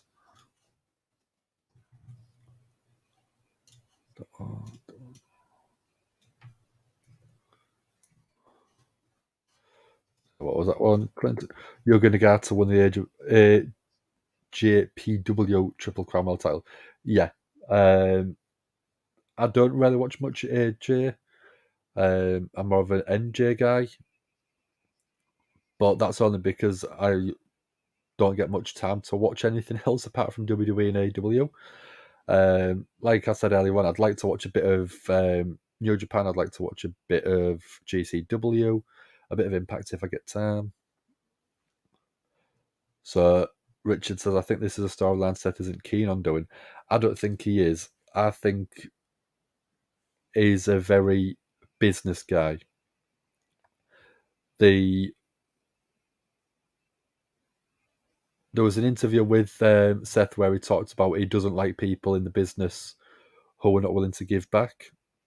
And obviously celebrity endorsement, celebrity interaction is going to generate a lot of revenue, a lot of views. The stomp that he had on, Logan Paul did on Seth, has been viewed like 5 million times in the past couple of days. So, yeah, I don't think that he's there to give back to the business. I think he's there to build his own brand, and Seth doesn't like it. But Seth is a business guy. If he sees it's going to generate business and it's going to be good for him, I think he will do it, which is why I think he's pretty much agreeing to do it. Seth will win, but I can see Logan Paul doing something heelish. Book it, Triple H. Yeah, I agree. So we've got MVP backstage calling Brock Lesnar a coward.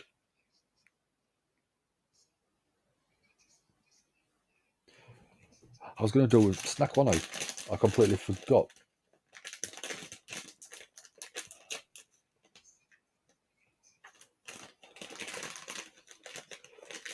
So I've also got Omos is issuing a challenge.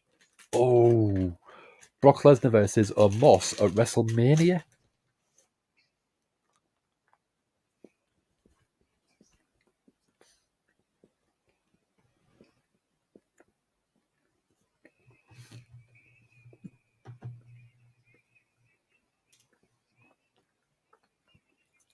Logan Paul's Seth Rollins segment got over 500,000 views, which is crazy, yeah. They've said that it was 5 million on the TikTok channel, which is absolutely ridiculous. Yes, don't worry, Hassan. There you go. It should be coming into the chat right now for you. That's quite not bad, actually. They're the Jelly Baby Chicks.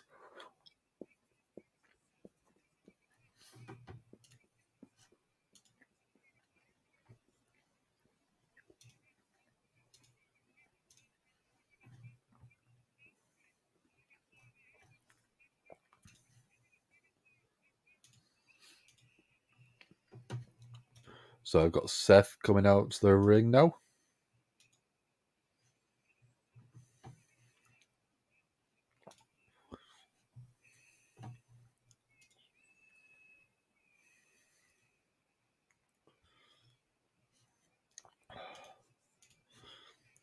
Crowd singing along as always. Gonna get to bed, got work tomorrow. See you all Wednesday. Not a problem, dude. Again, thank you very much for joining us. Always in with us, guys. But yeah, see you on Wednesday. I mean, I don't think I will because Ant has said he probably can do it, but you may see me on Wednesday night covering Dynamite.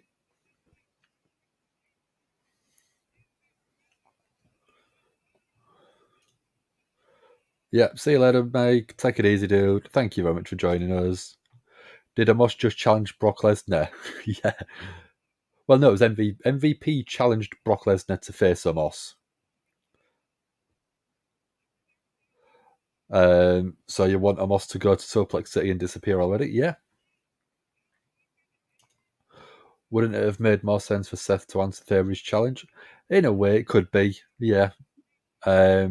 I think that the press conference, because Edge had already accepted the open challenge, it's going to Edge instead.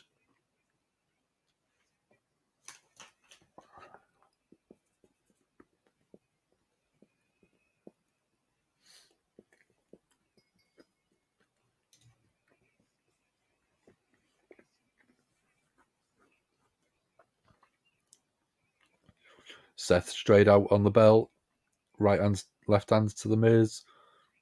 Miz obviously being a heel and rolling out.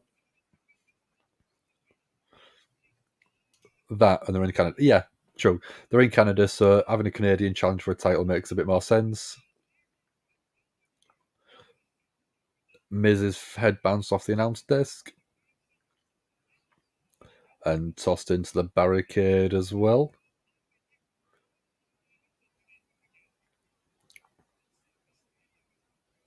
So Seth been wearing a lot of white on his attire tonight. Someone who didn't like a white attire was Vince McMahon. And if you go back to, I think it's the 2016 SummerSlam, where he went up against John Cena for the title match. It was title versus title. And Seth ended up winning. He wore white, and supposedly Vince McMahon told him he couldn't wear the white again.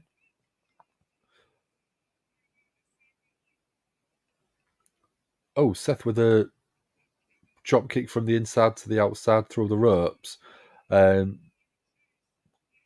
causing Miz to go all the way over the announce desk. Oh, DDT to Seth. 1, 2, kick out. James can't stand Brock Lesnar. He's a very divisive figure. A lot of people will like him because he's legitimate, but a lot of people won't like him because he obviously was a part-timer holding the title for long periods of time. I agree with you, dude. He's a very hot and cold performer. Some people will love him, some people will hate him. But if we all liked the same stuff, it'd be boring, wouldn't it?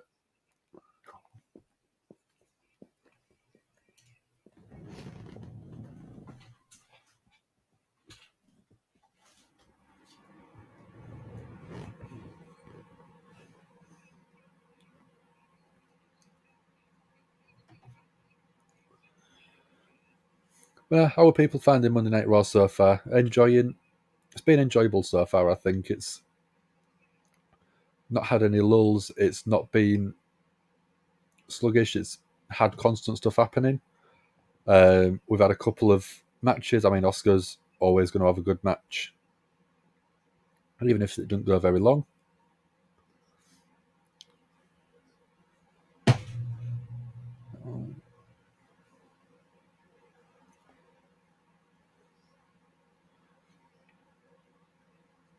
That was a post-trade one. Where is that one?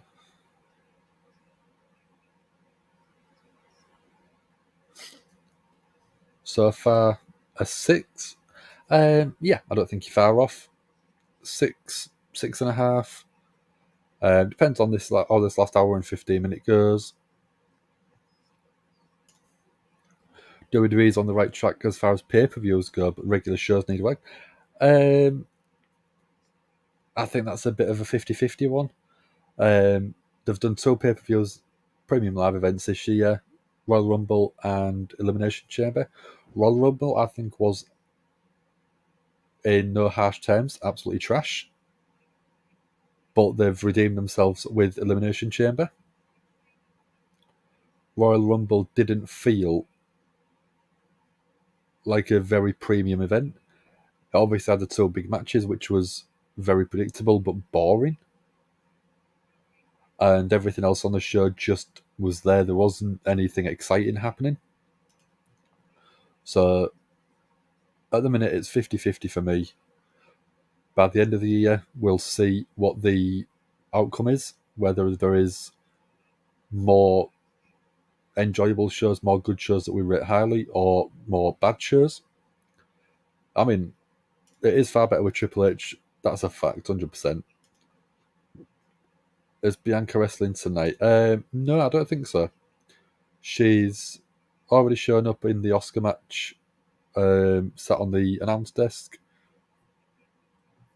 as Asuka was going up against Nikki Cross.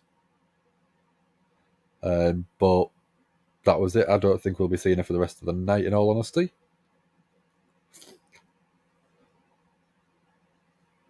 So, Seth freaking Rollins versus The Miz, 1-on-1 as of right now.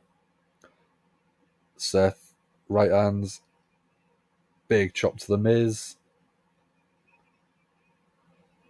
Seth countered a knee into a roll-up 1-2, kick out. Oh, another chop, and again. Oh, Seth sternum first into the top turnbuckle.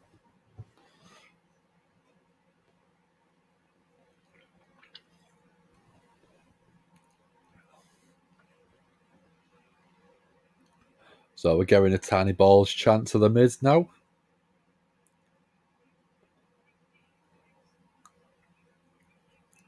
Again, going back to one of the comments earlier on, performers that we don't like. I don't like The Miz as a wrestler. As a performer, in terms of character, mic work, and stuff like that, I think he's phenomenal. It's just not my bag. Not my cup of tea at all.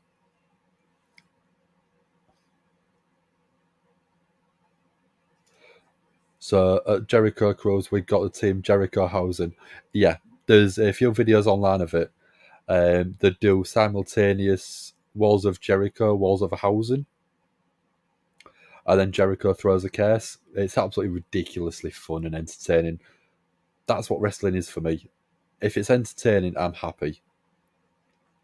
I could enjoy a 5-star match as much as the next person, but give me entertainment. Give me a story. Give me comedy. I love Danhausen because it's funny. I love Orange Cassidy because it's ridiculous. I love Seth Rollins because he's entertaining. But give me entertainment, whether it is comedy, whether it is gripping stuff. And that's all I want. I want entertainment from my wrestling. I know some people will only care about good wrestling, 5-star, 6-star, 7-star matches. Other people want brutality in terms of blood, in terms of violence. But I'll take all of it as long as I get entertainment. Yeah, I bet it was. Yeah, if you go on TikTok and Instagram, I think they're on there. Love that evil and nice guy, yeah. Very nice, very evil. Lesnar going off script again at Elimination Chamber. Don't think he even reads it. Probably not, no. Yeah, supposedly the referee taking the F5 on the outside wasn't planned. I bet he'll probably have had a little fine, but he can afford it. Year before we got Orange Jericho. Again, brilliant entertainment. There we go, Todd. Question: the entertainment over storylines.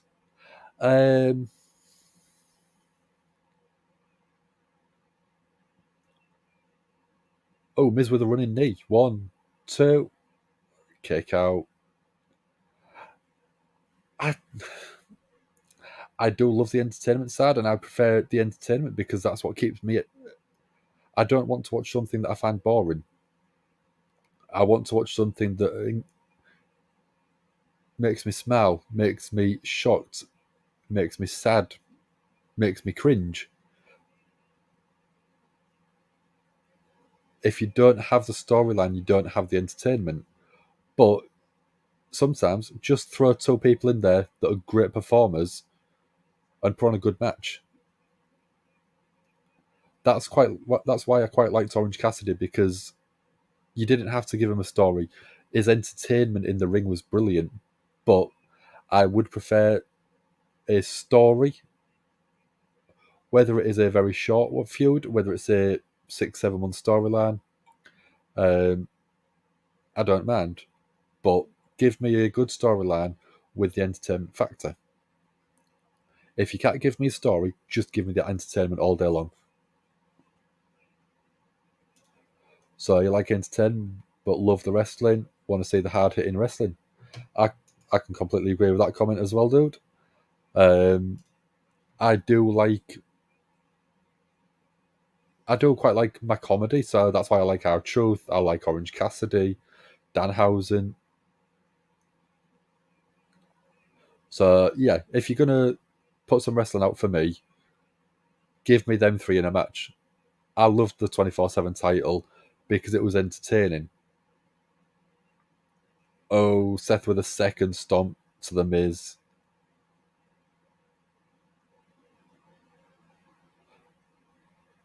Are you enjoying this, Todd? Miz going another stomp.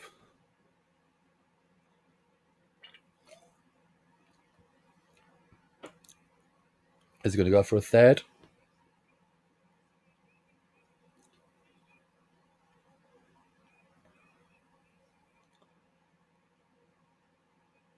So referee going in the middle.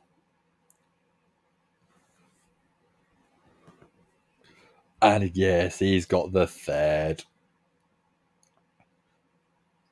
Referee's calling the match off, saying Miz can't continue. Yes, I thought you might be happy, Todd. You'll just want to see the same thing happen to Austin Theory later on, don't you? So Clinton says that's why I can't wait for Okada to knock the heck out of the pro wrestling no guy. The match is going to be a heavy hitter. Yeah, I agree. I think that would be amazing. Okada is a wrestler's wrestler, I think. You look at him, he looks like a superstar, he carries himself like a superstar, and being able to put on the matches that he does is incredible.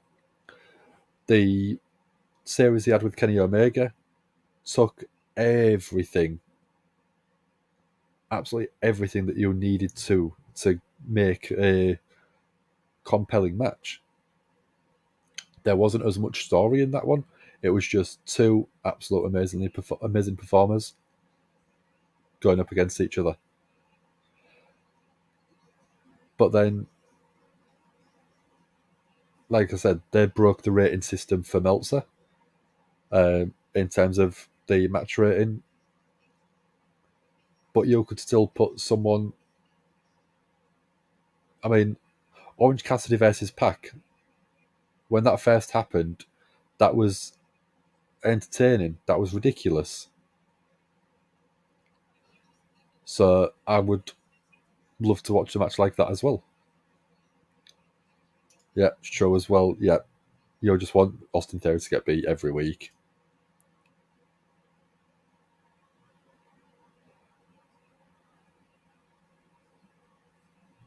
So Okada's not going to wrestle this guy. Okada's going to take his guy's head off.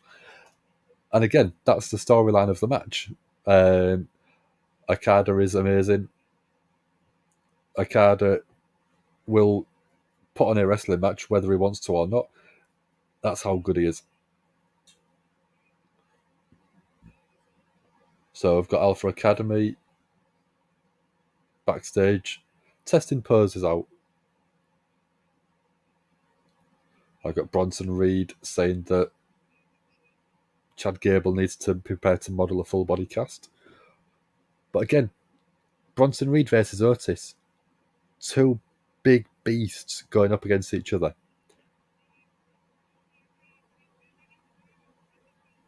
how good do you reckon that would be? So everyone was right. Everyone got Seth right.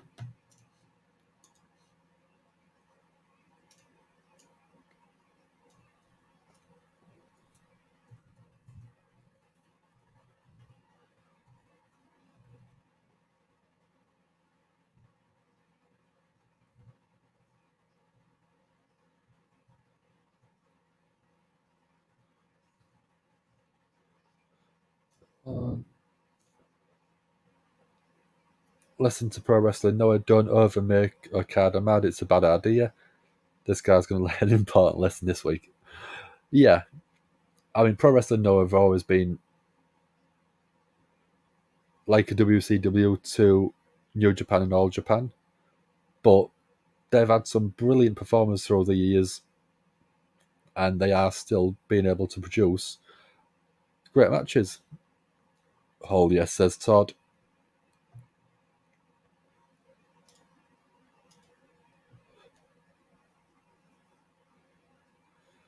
Oh, let's have a look.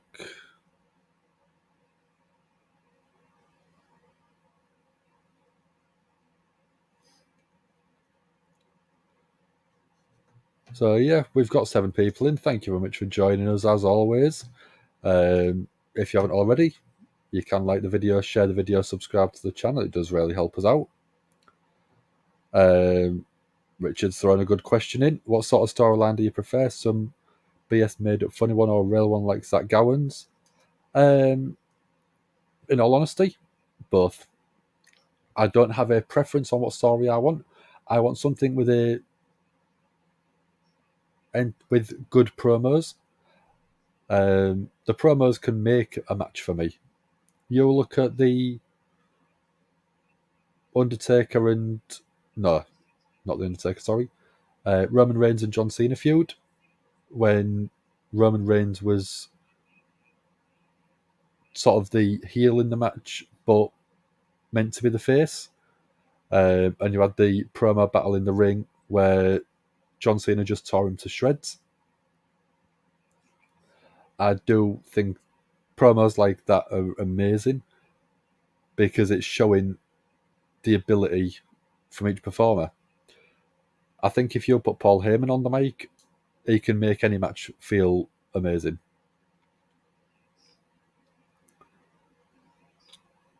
But yeah, if I was to sort of pick a funny storyline or a realistic storyline in terms of like Zach Gowen, it is good. The Zach Gowen stuff. Who else has there been very similar?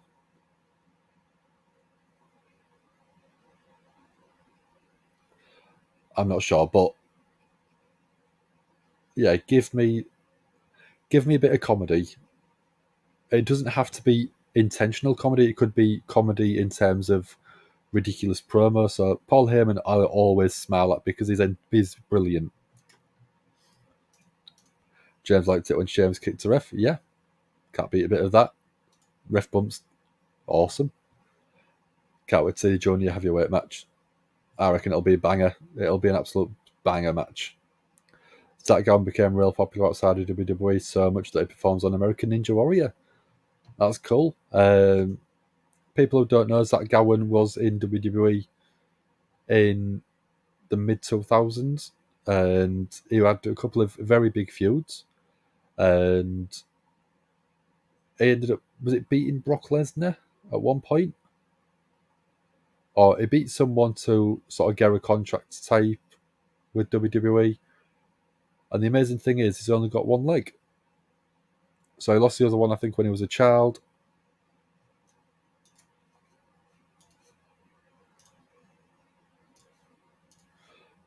But it was such an inspiration for people with a disability because it showed that he could do anything. He had a great moonsault. He had a good sort of show, a good showing in WWE. He didn't win a title, but it wasn't the title. It was about the heart of him.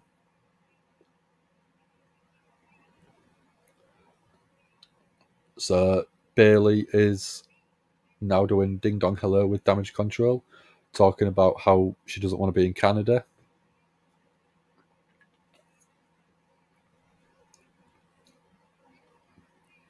So Bailey is spending time with her family. Io Sky and Dakota Kai, Damage Control, Women's Tag Team titles.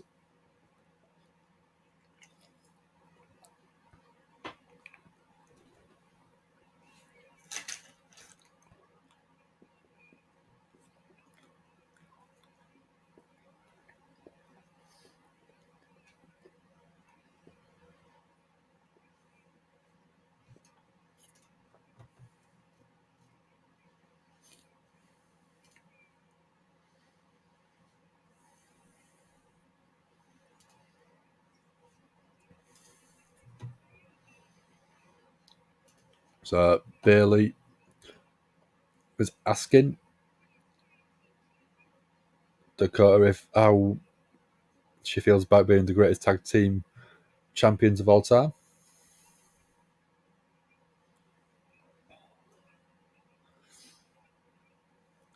So Dakota Kai saying that Bailey is the fearless leader. She can dominate the division.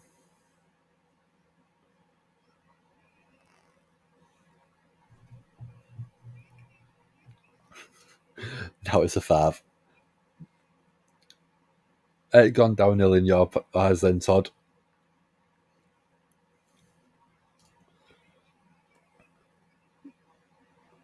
So Dakota Kai saying that she's been tag team champions for 100 days and she's going to continue to reign. Oh, the man has arrived. Becky Lynch is coming out.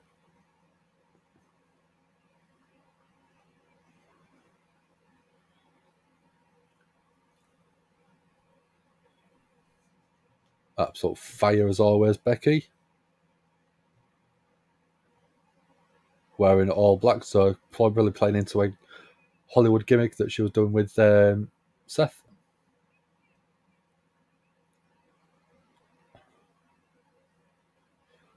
So Becky's saying it's been 9 moon cycles and there's cobwebs on them titles because they haven't been defended.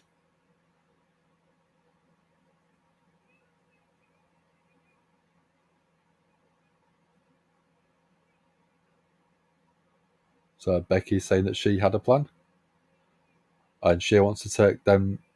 She wants to take them tag titles into WrestleMania. Who's tag team partner? Who do we think it could be?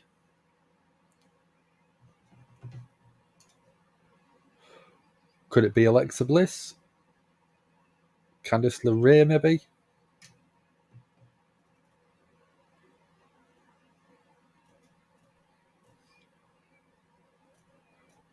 Piper Niven? Oh, Lita. Could Lita be tag team champion going into WrestleMania? Or could they be teasing the... Or could Trish turn up and do a 3-on-3 match?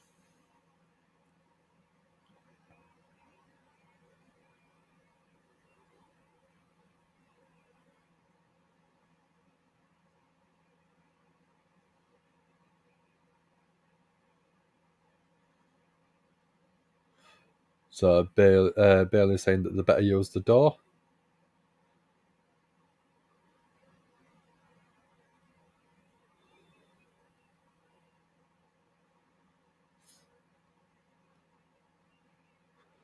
So Bailey's saying, what are you even doing here? So supposedly Lita doesn't work there. Lita getting the loudest chant of the night so far.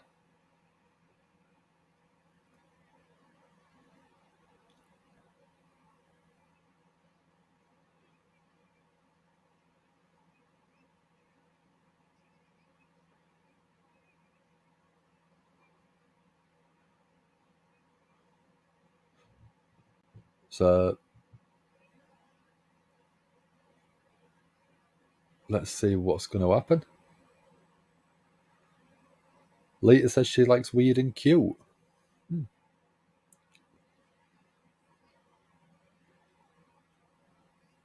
So Lita said she had her sights set on a 5th title run. If she can't get the title against Becky.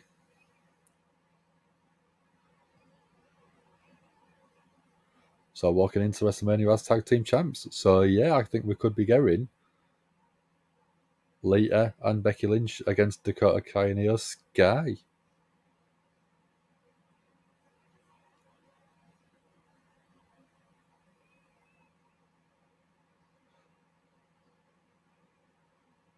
So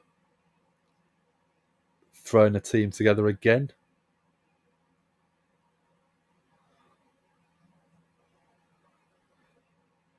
So Lita, 4-time champ, Hall of Famer, first woman to ever main event WrestleMania.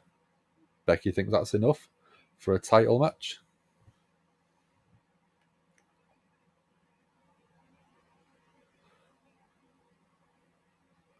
Lita's basically doing the reverse psychology, saying that they're the greatest tag titles, then they should defend the titles.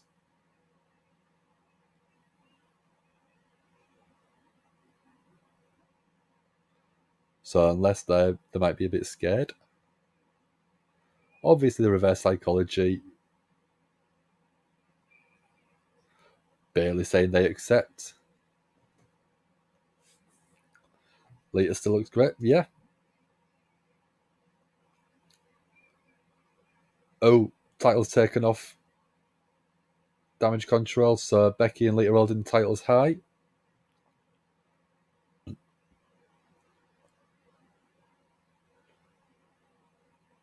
That's going to be a great team, I think.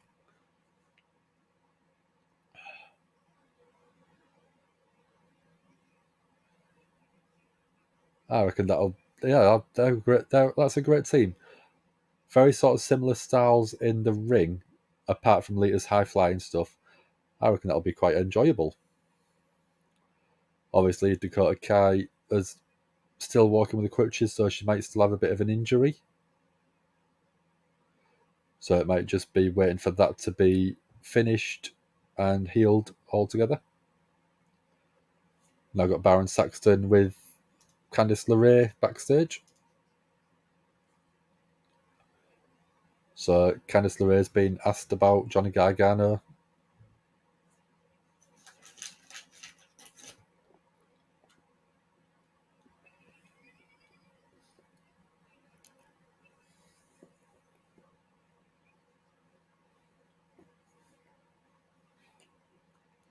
So Nikki Cross backstage. And Candice LeRae is asking why Nikki's been following her around. Next week, Candice LeRae versus Piper Niven. That'll be a good match.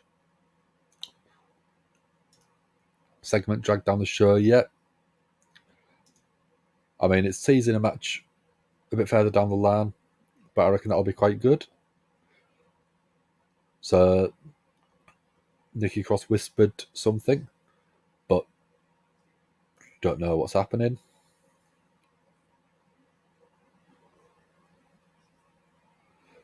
So Nikki Cross has said that she's all alone.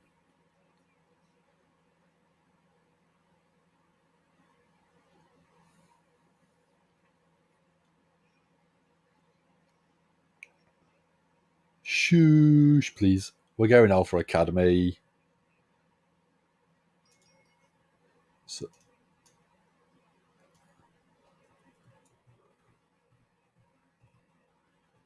So we're going Chad Gable. And he's going up against Bronson Reed.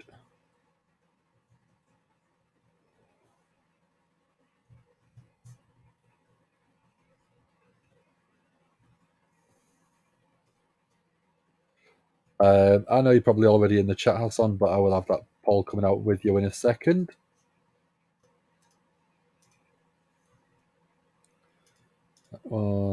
That one.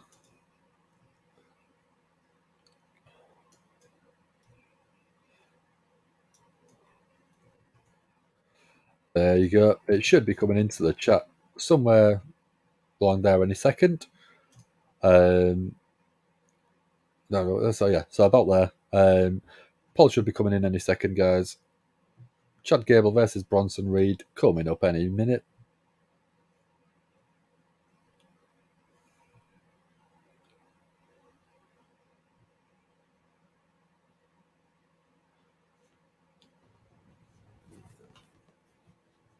Hold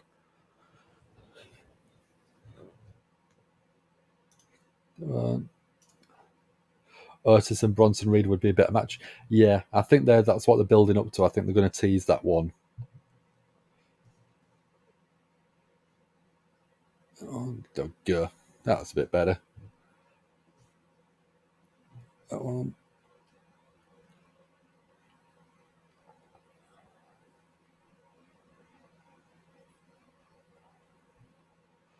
I don't see him having Bronson Reed lose this one, in all honesty. And Bronson Reed, I think they want to build up to be a bigger star. If you have Chad Gable lose the match, you can use that going forward and say that Bronson Reed has beaten one half of the team, so Otis tries to take up the mantle and win the match as revenge, but that's how you get to the second match.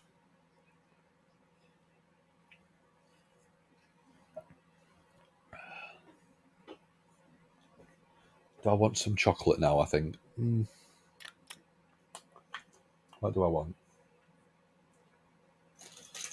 I'll keep with the jelly babies for now.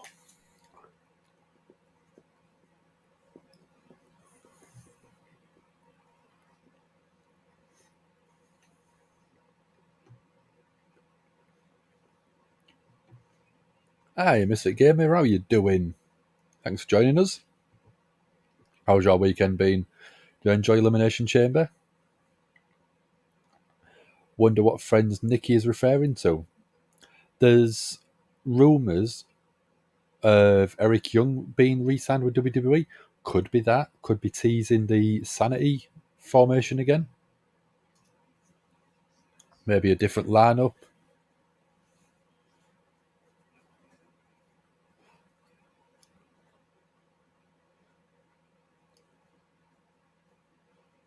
So, yeah. How do you feel? I've been watching the rest of Monday Night Raw. Enjoying it? Been good, been bad?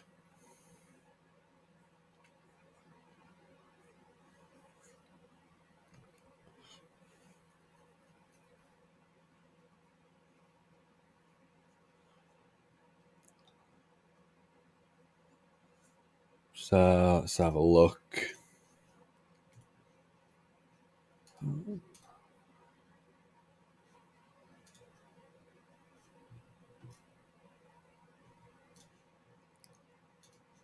Oh, is it possible Eric Young, Alexander Wolf, and Killian Dane? There's rumours of Eric Young being out of contract, maybe re-signing with WWE. I know Triple H is a big fan of him.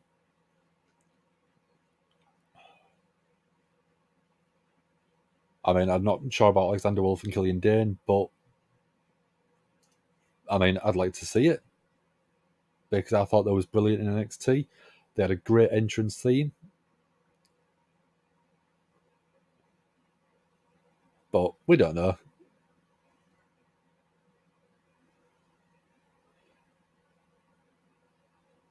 40 days until Wrestlemania.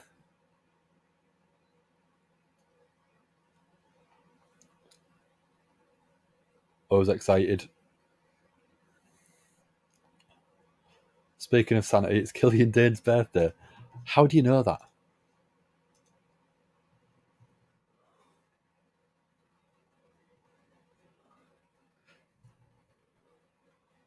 Killian Dane.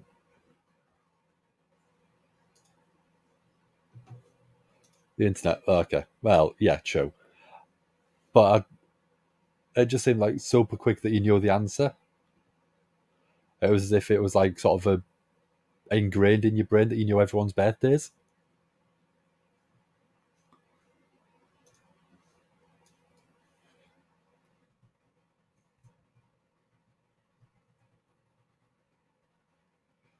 Let's have a look.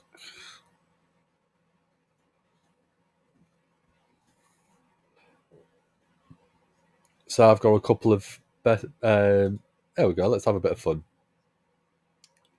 On my birthday, I've got a couple of wrestlers born. So I've got the same birthday as Pedro Morales, who was one of the longest reigning WWE champions, well, WWF champions. And I've also got D'Lo Brown.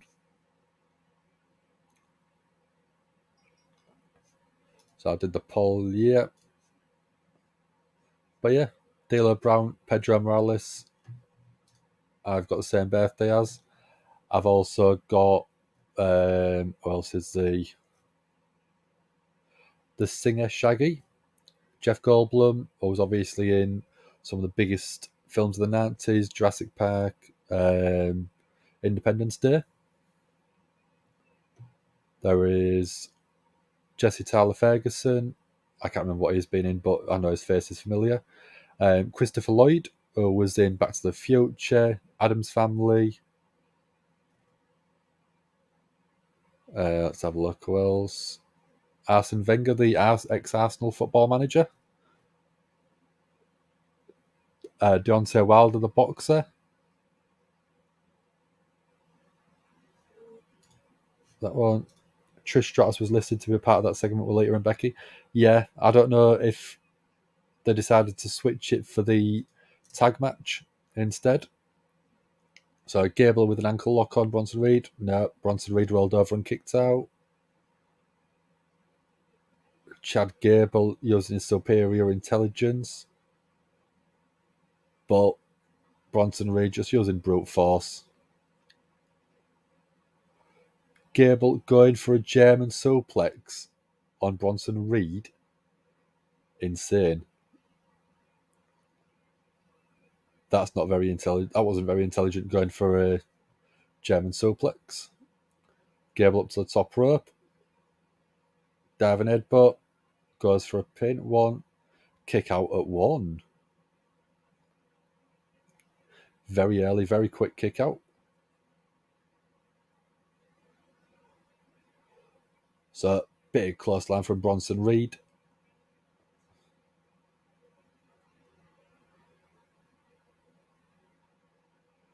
So, we've got Maxine Dupree on the outside. Keeping her eye on a maybe possible newest talent to the Maximum Male Models.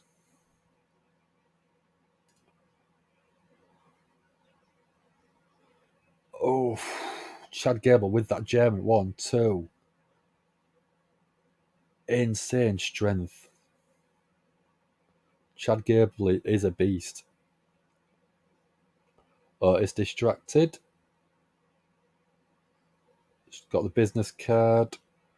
Giving Otis the business card.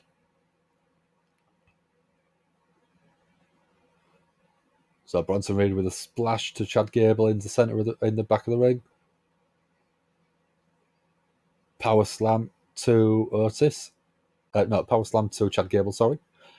Bronson Reed climbing up to the top rope. So Nami splash. 1, 2, 3. Bronson Reed with the 3 count got the win.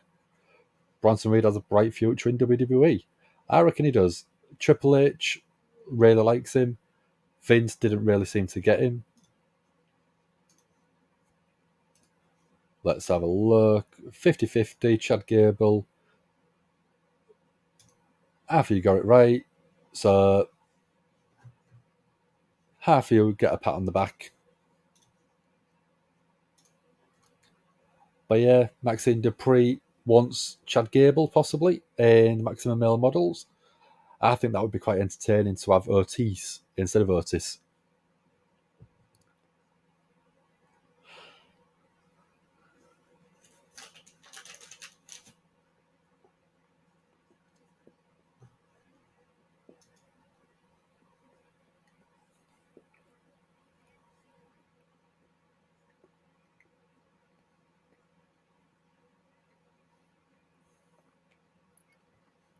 Yep, 22nd of October.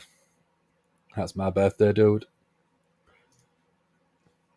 put it in your calendars. Send me birthday presents if you want to. You don't have to. Yeah, I got a couple of famous people on my birthday, which is quite cool. Let's see.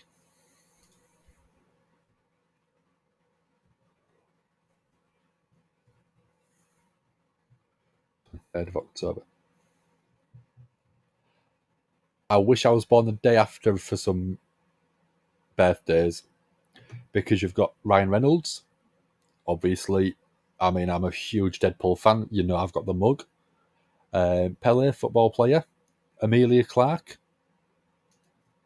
Weird Al Yankovic.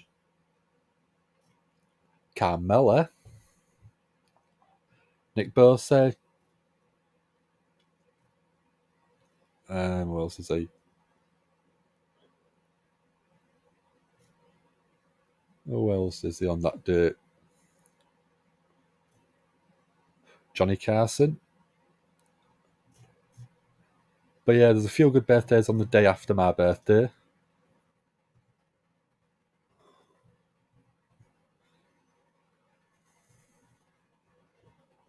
And then the day before my birthday, so on the 21st, you've got Kim Kardashian, Doja Cat, Amber Rose, Carrie Fisher, Judge Judy.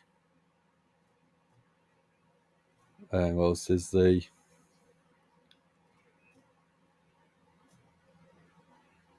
no one else. I think that's a big name.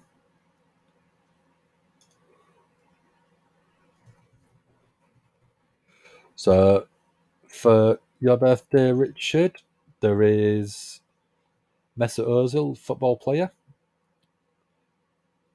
Keisha Cole, Anthony Joshua, the UK boxer, Jinyuan, R&B singer,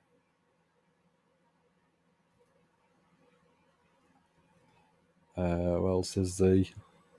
Sarah Ferguson, Duchess in the UK.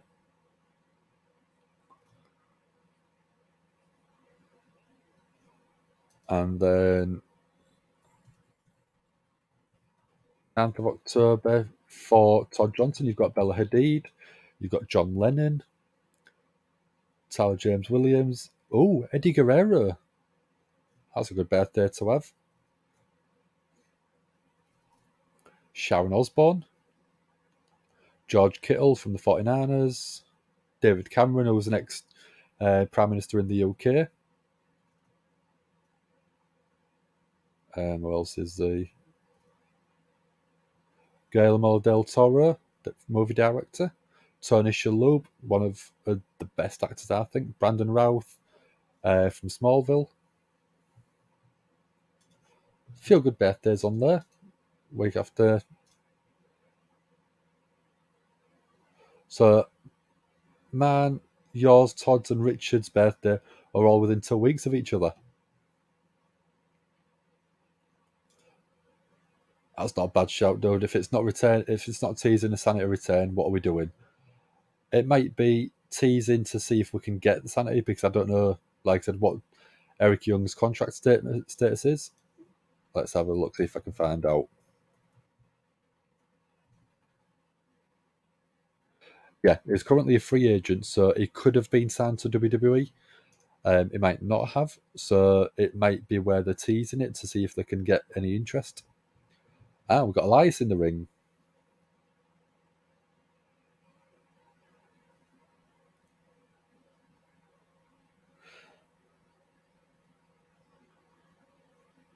So, Elias in the centre of the ring.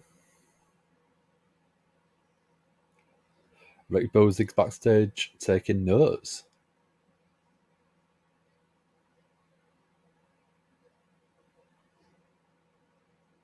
So there's no bigger star than Elias.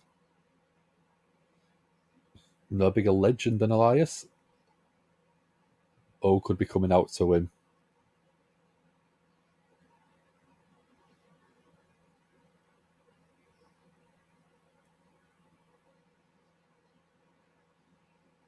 So who wants to walk with Elias at Wrestlemania?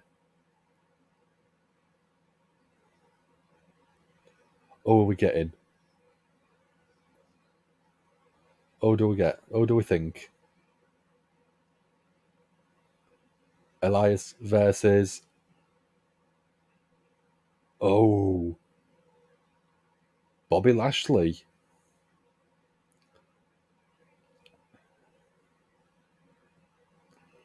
Is this just a teaser to get Brock Lesnar back?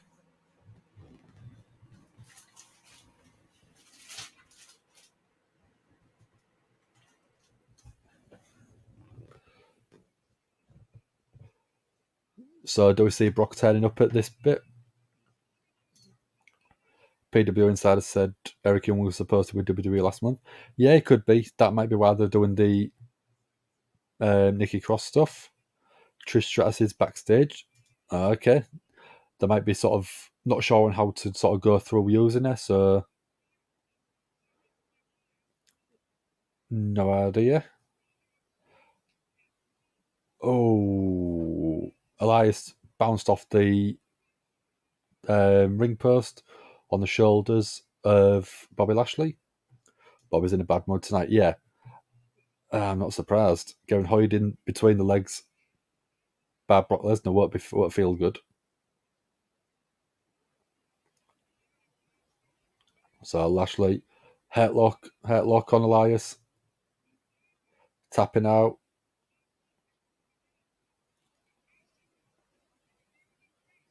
Lashley after a mic.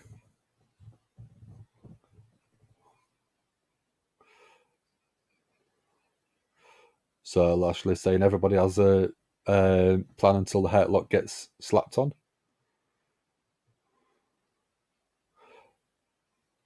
So Lashley says that Lesnar panicked. Low blow.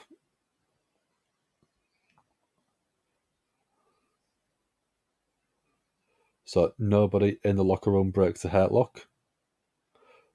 Not Lesnar, Bray Wyatt, Elias. So Lashley's saying that it won't be disrespected by anyone. If he does, he'll put you down.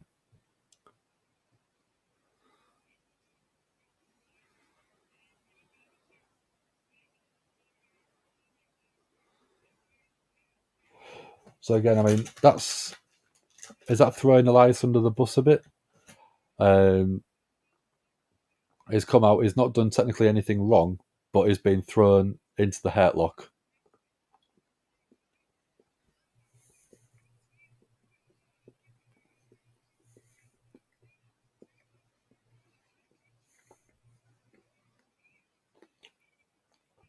Confirmed women's title match next week. For the tag team titles, Becky and Lita going up against Damage Control. Candice LeRae versus Piper Niven next week as well. And then will Brock Lesnar show up to accept Tomos's challenge for WrestleMania? That means he'll probably be showing up, won't it? Waste of time. Yeah, that section, Elias, complete waste of time. So Asuka versus Carmella next week as well. So we've got 3 matches already announced, which is it's good because it's announcing stuff early. And then we're going to have Miz TV Hollywood edition.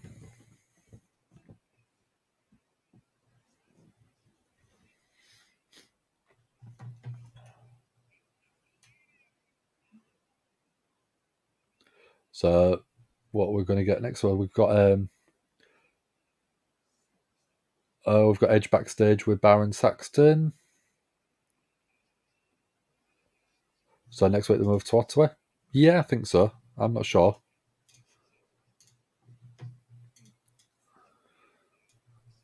So US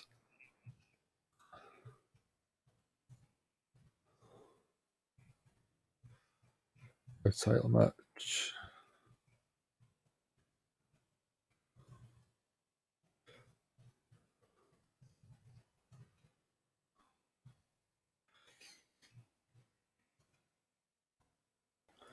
So I'm getting the poll ready for everyone.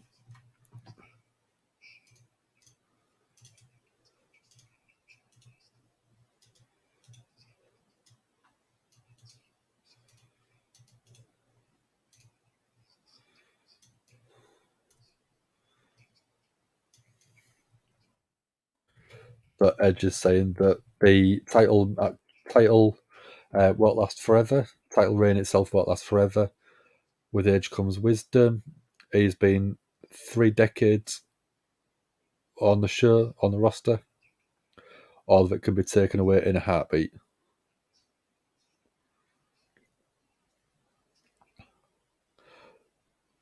So Edge saying he's going to slap that duck face off that overly manscaped head tonight. I bet you can't wait for that, Todd, can you?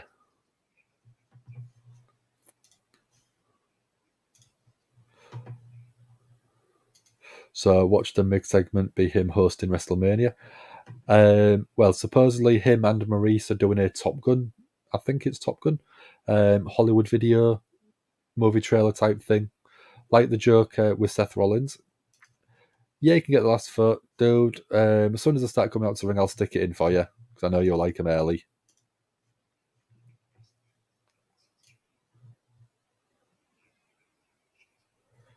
So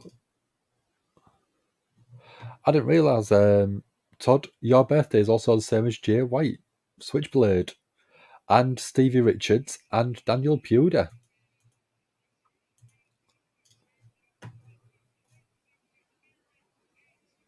Let's have a look.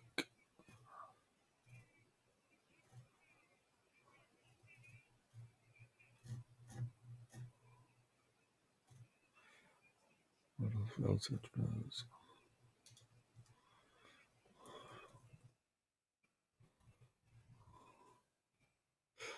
have a look, see if it's any for the 15th.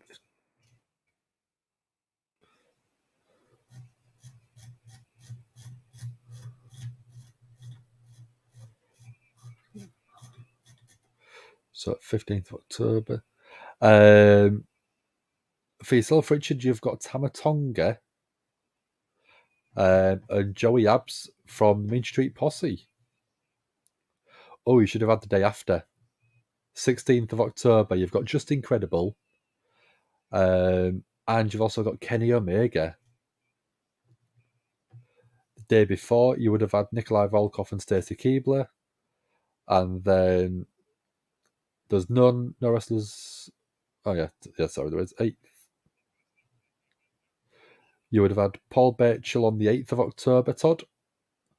The Miz is on the 8th of October. And then the day after, on the 11th, you would have had Dusty Rhodes, Rikishi, Taz, Ricochet, Rhea Ripley, and Riddick Moss, or Madcap Moss. So there's a lot of people that was born the day after yourself, and a lot of them are legends.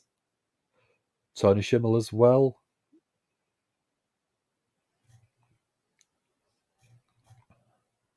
So let's see who else is on today's birthday.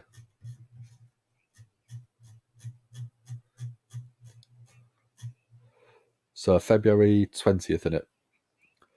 Yeah, you've got Killian Dane. You've also got Gail Kim.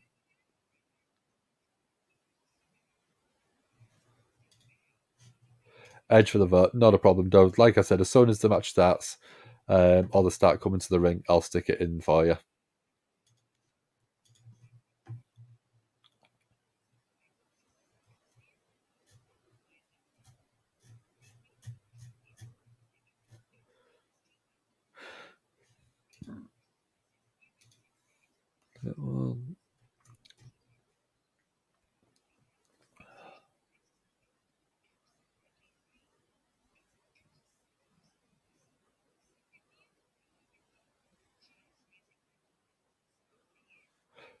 Technically Julia's birthday in Japan because theirs is the 21st. Okay.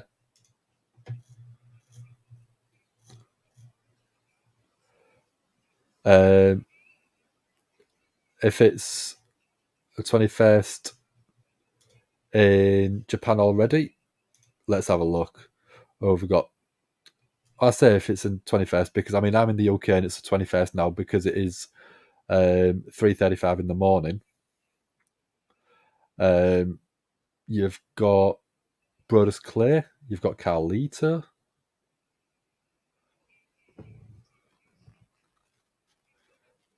Corey Graves' birthday is in a couple of days. His birthday is on the 24th. And you've got Ric Flair's on the 25th.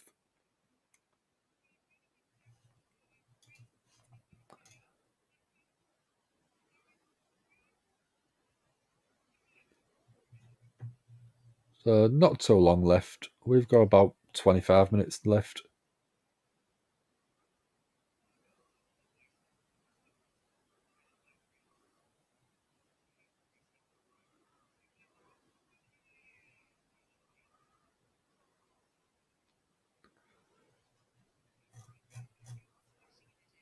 So coming back to Monday Night Raw.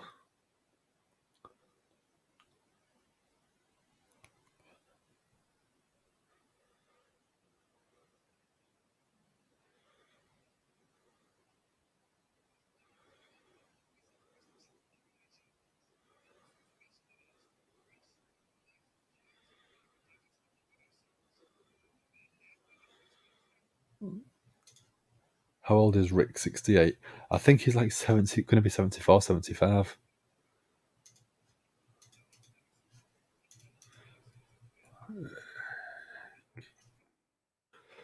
So he'll be having.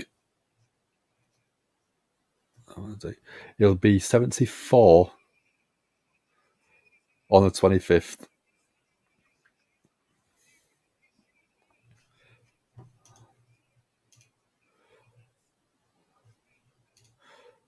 Uh, 74 years old, and he's, well, almost 74, and he's still performing. Or he was still performing. There you go, Hassan. It should be coming into the chat just on side anywhere in a second for you. Edge getting massive hype, obviously, in Canada.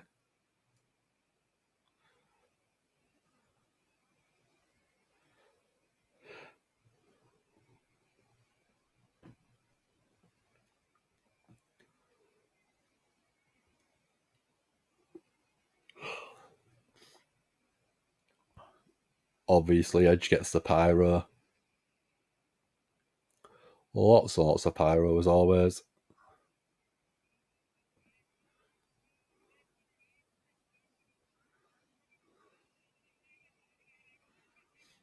He's coming out in bright red, maple leaf on his knee pads, maple leaf on his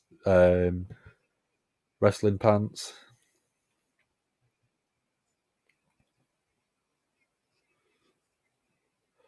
31 championships Edge has held in his career. Nikki Cross said that Sanity was the most fun she's ever had. I'm not surprised. I mean, you're going up with people like Eric Young, Killian Dane, absolute brilliant world-class performers. WWE just seemed to drop the ball when they got to the main roster. Does Edge get the win here? No. I don't think so. I'd love it to happen, but I just don't see it happening because you obviously want... You're going to have Edge help put over the new guy or the up-and-comer. And then you have Austin Theory go up against someone like... I think it's probably going to be John Cena at WrestleMania, isn't it? Have him go up against US champion versus one of the most over US champions in terms of building that championship.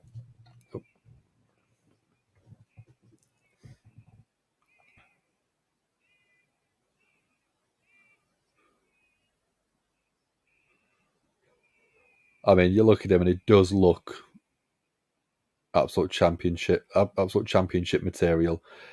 He's chiseled.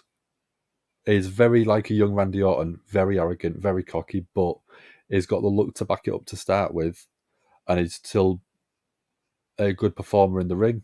He could probably be a bit better, but that's what experience comes with. Finn Balor's going to wreck Edge's world.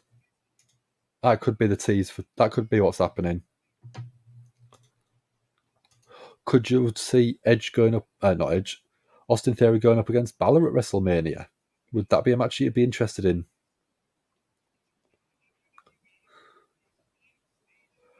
Edge still looks good for his age. He's still able to perform like he did on Saturday night.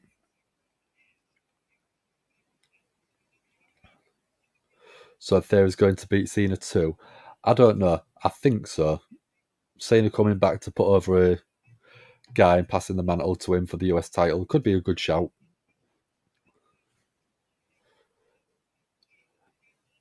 You've still got a chance for Edge.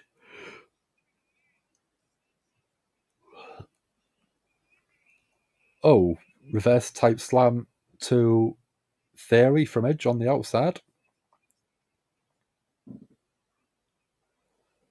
So Edge rolled in, rolled back out to break up the count. Let's go Edge chance.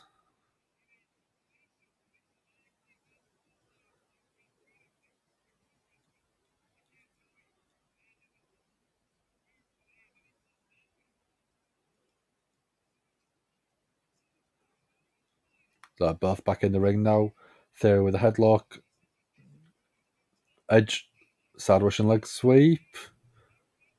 Goes for a cover. 1, 2 count. Very early kick out. So I can see that 75% of you want Edge to win, or you think Edge will win. 25% of you think Austin Theory. So I don't want to sound so harsh, but I reckon a lot of you will be disappointed by that.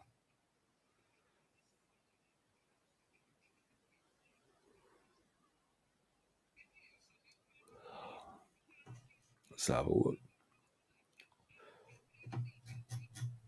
So what's people got planned for the rest of the week? We've got about just over 15 minutes left. So what's people got planned for the rest of the week, besides sort of work and stuff? No belts exchanged in Canada? No.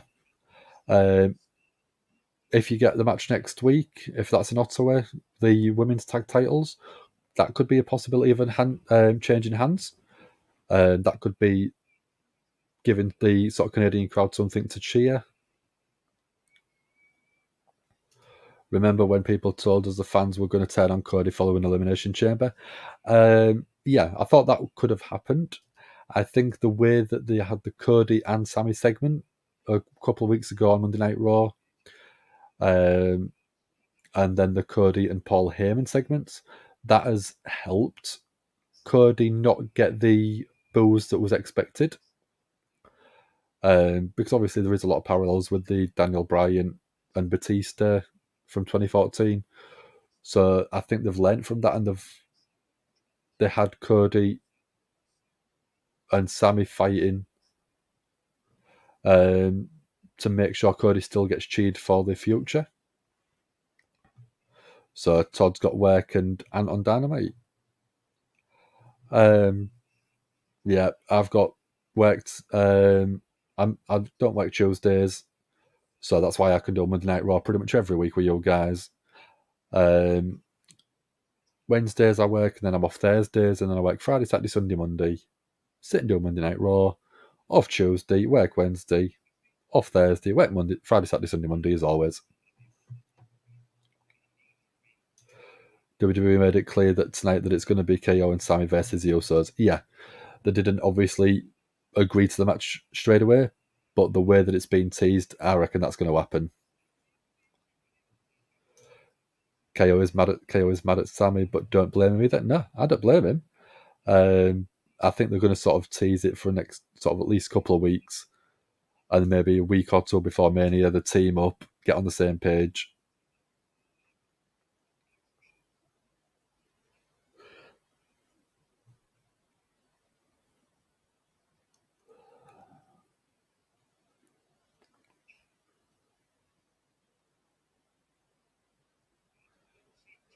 So it's made sense for Owens to not trust Sami fully at the Chamber. Exactly. Like I said, everything about this feud from the start of start of Sami Zayn being part of the bloodline all the way through up until right now, it's been a long-term storytelling booking from start to finish. It's been absolutely incredible. And like I said, that's why the fans are so invested in this storyline. That's why Saturday night's crowd was super hot for Sami Zayn, because they've taken the time, they've taken the care to help build him. So back on Monday Night Raw, Edge being super smart, keeping Theory on his toes. Oh, back body drop to the outside. Edge playing games toying around with it, Austin Theory. Canada seemed fine with KO and Sammy going after the tag titles. Yeah. Two Canadians teaming up is always going to be what they are going to enjoy. We're going a DX build for KO and Sammy. They hate each other, then reunite. KO and Sammy are going to wreak havoc. I hope so. Wreak havoc. Plus, it was in his hometown. Yeah, obviously. That helped. And that's why I think it was such a perfect story up until that point.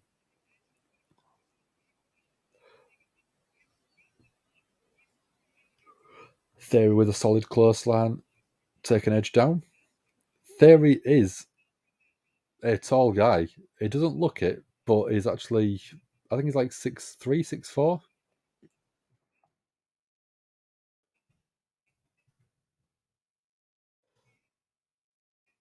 Oh, where is he?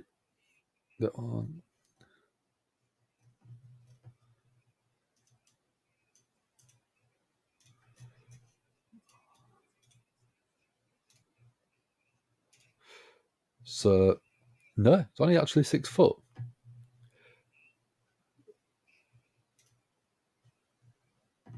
Yeah, it's almost 6. It's not even 6'1". KO and Sammy as tag champs has a nice rings to it. Yeah, I agree with that. It's cool that Shirai gets one of their dream matches against Lita, even if it is in a tag team. Yeah, I don't know if that'll have been the reason they've done it, but I do think that it is a very, very good match for Io Shirai, or Io Sky, as she obviously is now known. Todd, questions are awesome tonight. Love them. Another question, have they botched the Bray storyline by going too slow? I've been saying it for long enough. After 3 or 4 weeks of him turning back up last year, I've been saying we needed something to happen. It's all well and good doing spooky promo after spooky promo, but we want something more concrete to grip our teeth into. And I mean, how long has Uncle Howdy been around now? 6 weeks, 8 weeks? And we're still teasing him? No, it's longer than that. And it's just, I understand long-term storytelling. I understand building something up, but there's drip feeding us information.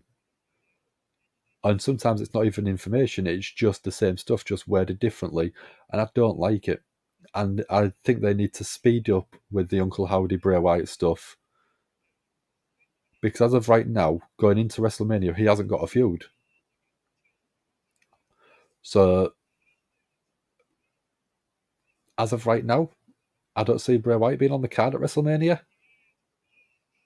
Oh, Austin Theory with a roll through drop kick. Beautiful. 1, 2. Kick out. At 2.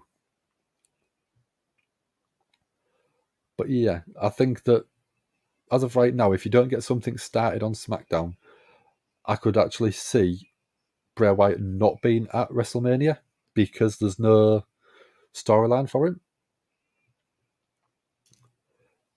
If you notice throughout that segment, it seemed a bit annoyed at Bayley and maybe Dakota as well.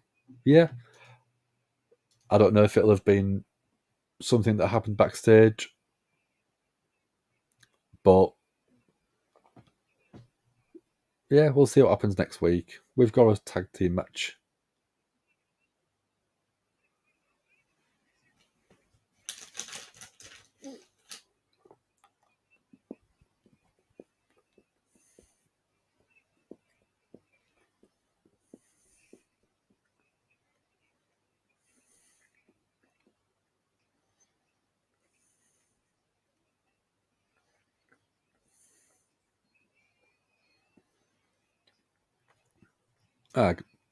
Io in character, she'll turn on him sooner rather than later. So if you're looking forward, what have you got for WrestleMania? For Bayley, there isn't a match scheduled. There isn't a match in theory planned out. Could you have Then lose the women's tag titles next week, and Bayley turn on Io, turning her face. And then you've got a match set up for WrestleMania: Io Sky versus Bayley.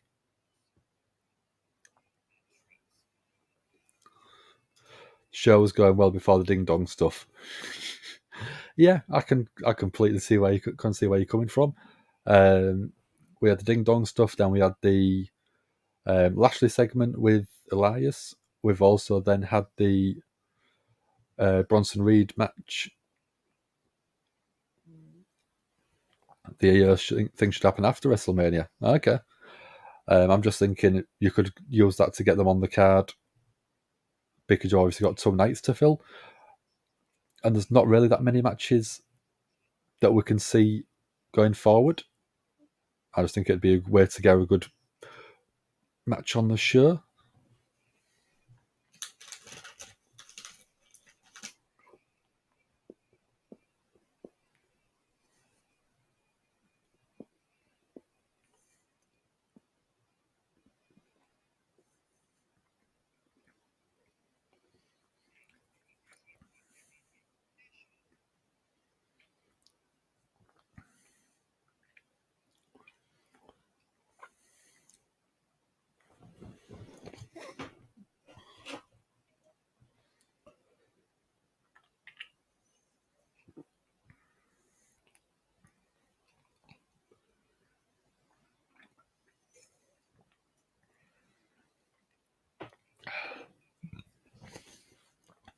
Yeah, I don't think it has gone a bit slowly downhill. First sort of 45 minutes, first hour and a half was good. Since then, it has slowly sort of seemed to have lost its momentum, don't you think, Todd? What do you think yourself, Misfit? Has it been sort of slowly sort of down a decline? So you've got to think Trish will be on the next Raw. They've got to do it, unless they bring her out right at the end, which I don't think they will. Chug, chug, chug, chug, put the monster down, man. No, it's keeping me awake. It's almost 4 o'clock in the morning in the UK, and I've been at work all day. I need my monster. I mean, if I do I do that.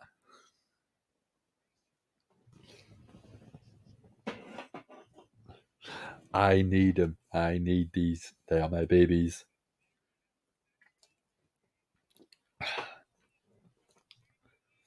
Edge has had some good stories. Could be down to how long he's been there. Yep. One of the gold up stands out. Beautiful. I still like the TLC stuff. 2000 SummerSlam. Don't think the tag match is happening because of the injury for Dakota. That's still a good call. She was on a crutch tonight, unless there was a tease of she might not be ready, but they've made it official, so obviously that doesn't mean anything by WWE standards. Yeah, it's been a slow decline. It's not been the greatest second half to the show. Yes, 4 a.m. UK time. That's why I'm sort of crazy hyped up on sugar to keep me awake. If I do that and that, I'll see if I can do it. So there you go. 3:54 in the AM, Tuesday 21st of Feb. Yeah. That's why I have them. Clinton, we've heard nothing about her being cleared. No, we haven't, but WWE don't always announce stuff like that. So it might just be where we're waiting for next week. Thank you, Richard. Richard can vouch for him that it's 4 a.m. in the UK, or almost.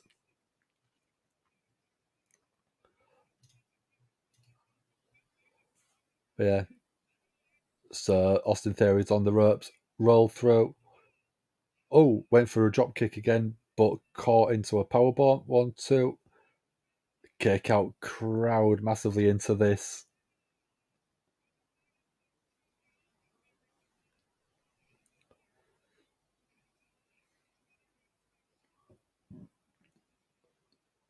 So it's been a reasonably solid match. Once match is over, we'll give the Raw recap as always.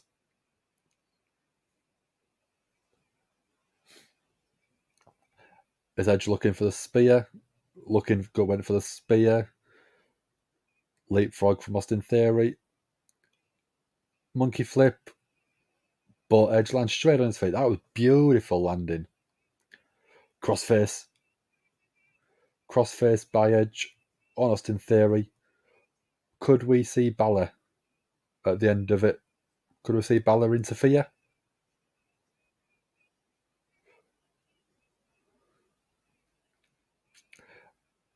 Theory got to the bottom rope, causing a break.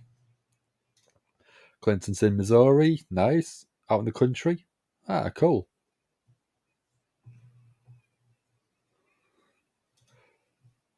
So Theory goes for a roll-up. Stacked him up, but Theory's feet on the bottom ropes. Oh, roll-up. Roll-up from Edge. 1, 2. Kick out. Oh, on the shoulders of Theory now. Went for an A-Town. Countered into a DDT. Execution. Rolls over at 1, 2. Kick out. Crowd disappointed again.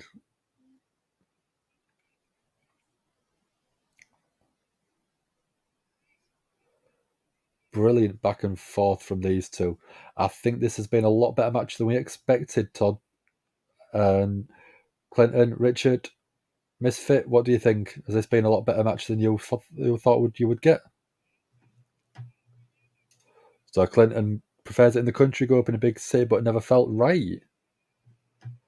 I quite like the hustle and bustle of a big city more than anything else, but I do like going out into the countryside. I do like taking photos. So some nice scenery with a castle or something like that. In the UK, we have the ability to do that quite a lot, which is quite nice. Oh, yes, there's Balor. I thought we might see him. Oh, Edge. Distraction roll. 1, 2. Oh. Balor with a kick to Edge. Austin Theory's got Edge now. A-Town down.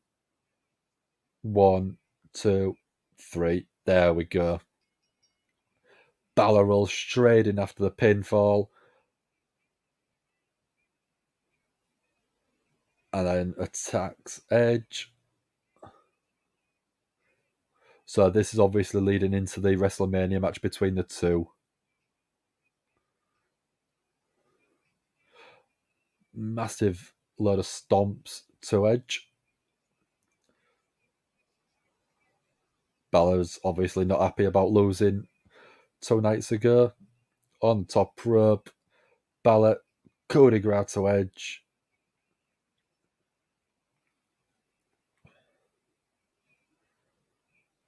So Balor saying that this ain't over, it's just getting started. Balor going back up to the top again, another coup de grace. And again, second coup de grace to Edge. Yeah, it was a good match. I thought it was more than passable for main event of Monday Night Raw. Sad to get around the city here. Everyone's still being stingy of the old COVID stuff. I've had COVID. It was not a fun experience. I've had family with it. So it's one where for a good couple of days, I was completely out of it. And I wouldn't want to wish that on anyone. So, is he going for a third coup de grace? Third coup de grace to Edge. Absolutely destroying Edge. 2 nights in a row, Theory gets helped. Yeah, that's what the smarmy heels always do.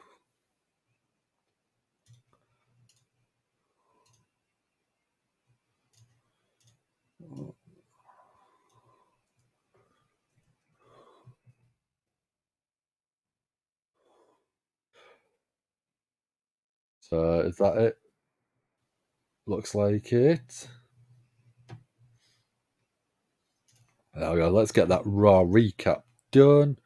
Because it's been a couple of long nights 2 out of the 3 nights have been quite long nights, and I've been at work every day as well, so I need some sleep. So let's get rid of him.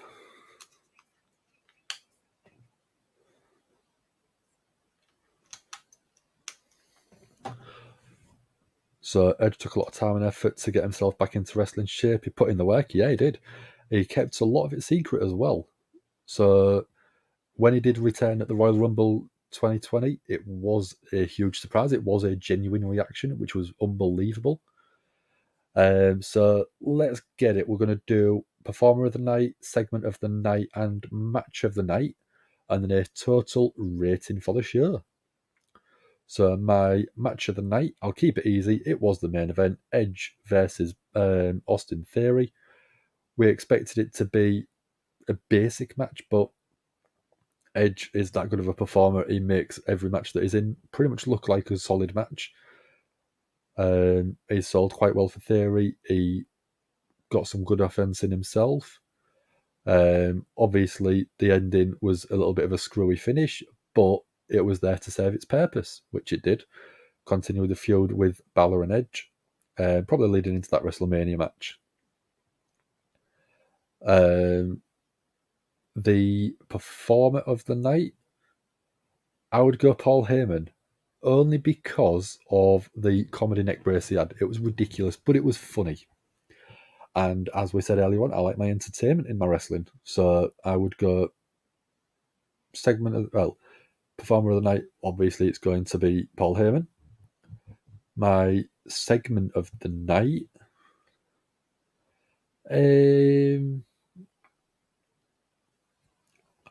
I would go the Oscar tease with the blue mist to Bianca. I thought it was just so subtle, but Bianca was selling it quite well with the worried look that she had. And then we've got the total overall score.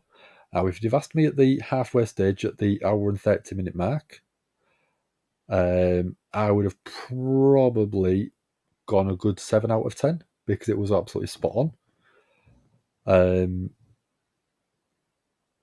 Now, at the end of the show, another hour and 30 minutes later, I'd probably drop that down to a 5. The last hour of the show really seems to lose momentum. It seemed to lose direction. And it just didn't seem to have a good sort of flow throughout that second to the third hour. And I'm pretty sure you'll agree with myself on that, Todd. Yeah, I'd rate it a 5. Todd gone for Seth Rollins. I've gone Paul Heyman. We've both agreed the last match was the best. I agree with that one. Clinton saying it's still hard to believe that he was secretly working with Tommy Dreamer in House of Hardcore. Wouldn't have believed it. I agree. Completely crazy. Ding Dong killed the show. Yeah, I think that's where the start of that momentum drop happened.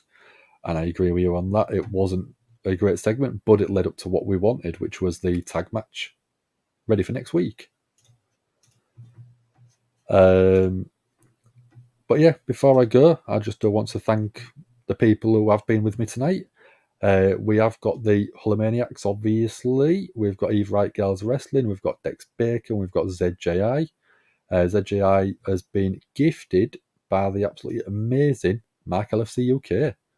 He was our first hardcore Hulkamaniac, upped his subscription from the Hulkamaniac to the hardcore. And then we've obviously got Sassy, number one moderator extraordinaire, my manager. It's champion Hulkamaniac Sassy.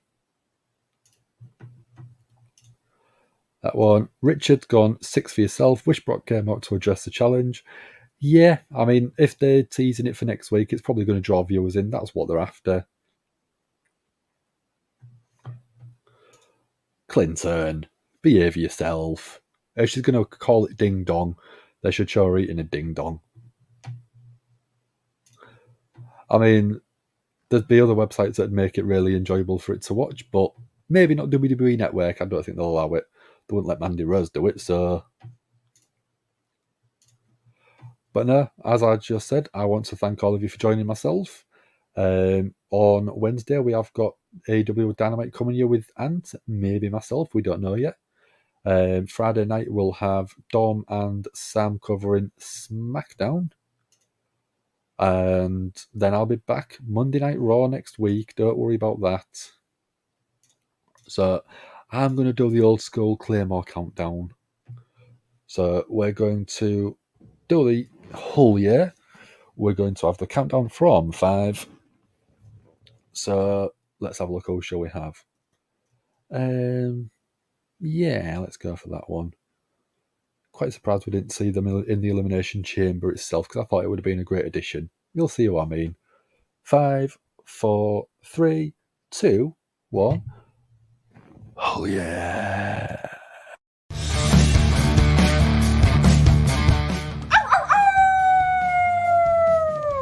Hello, this is Shotzi Blackheart, and welcome to Gimme a Whole Yeah! I hope everyone checking this out in Yorkshire and beyond is having a great day.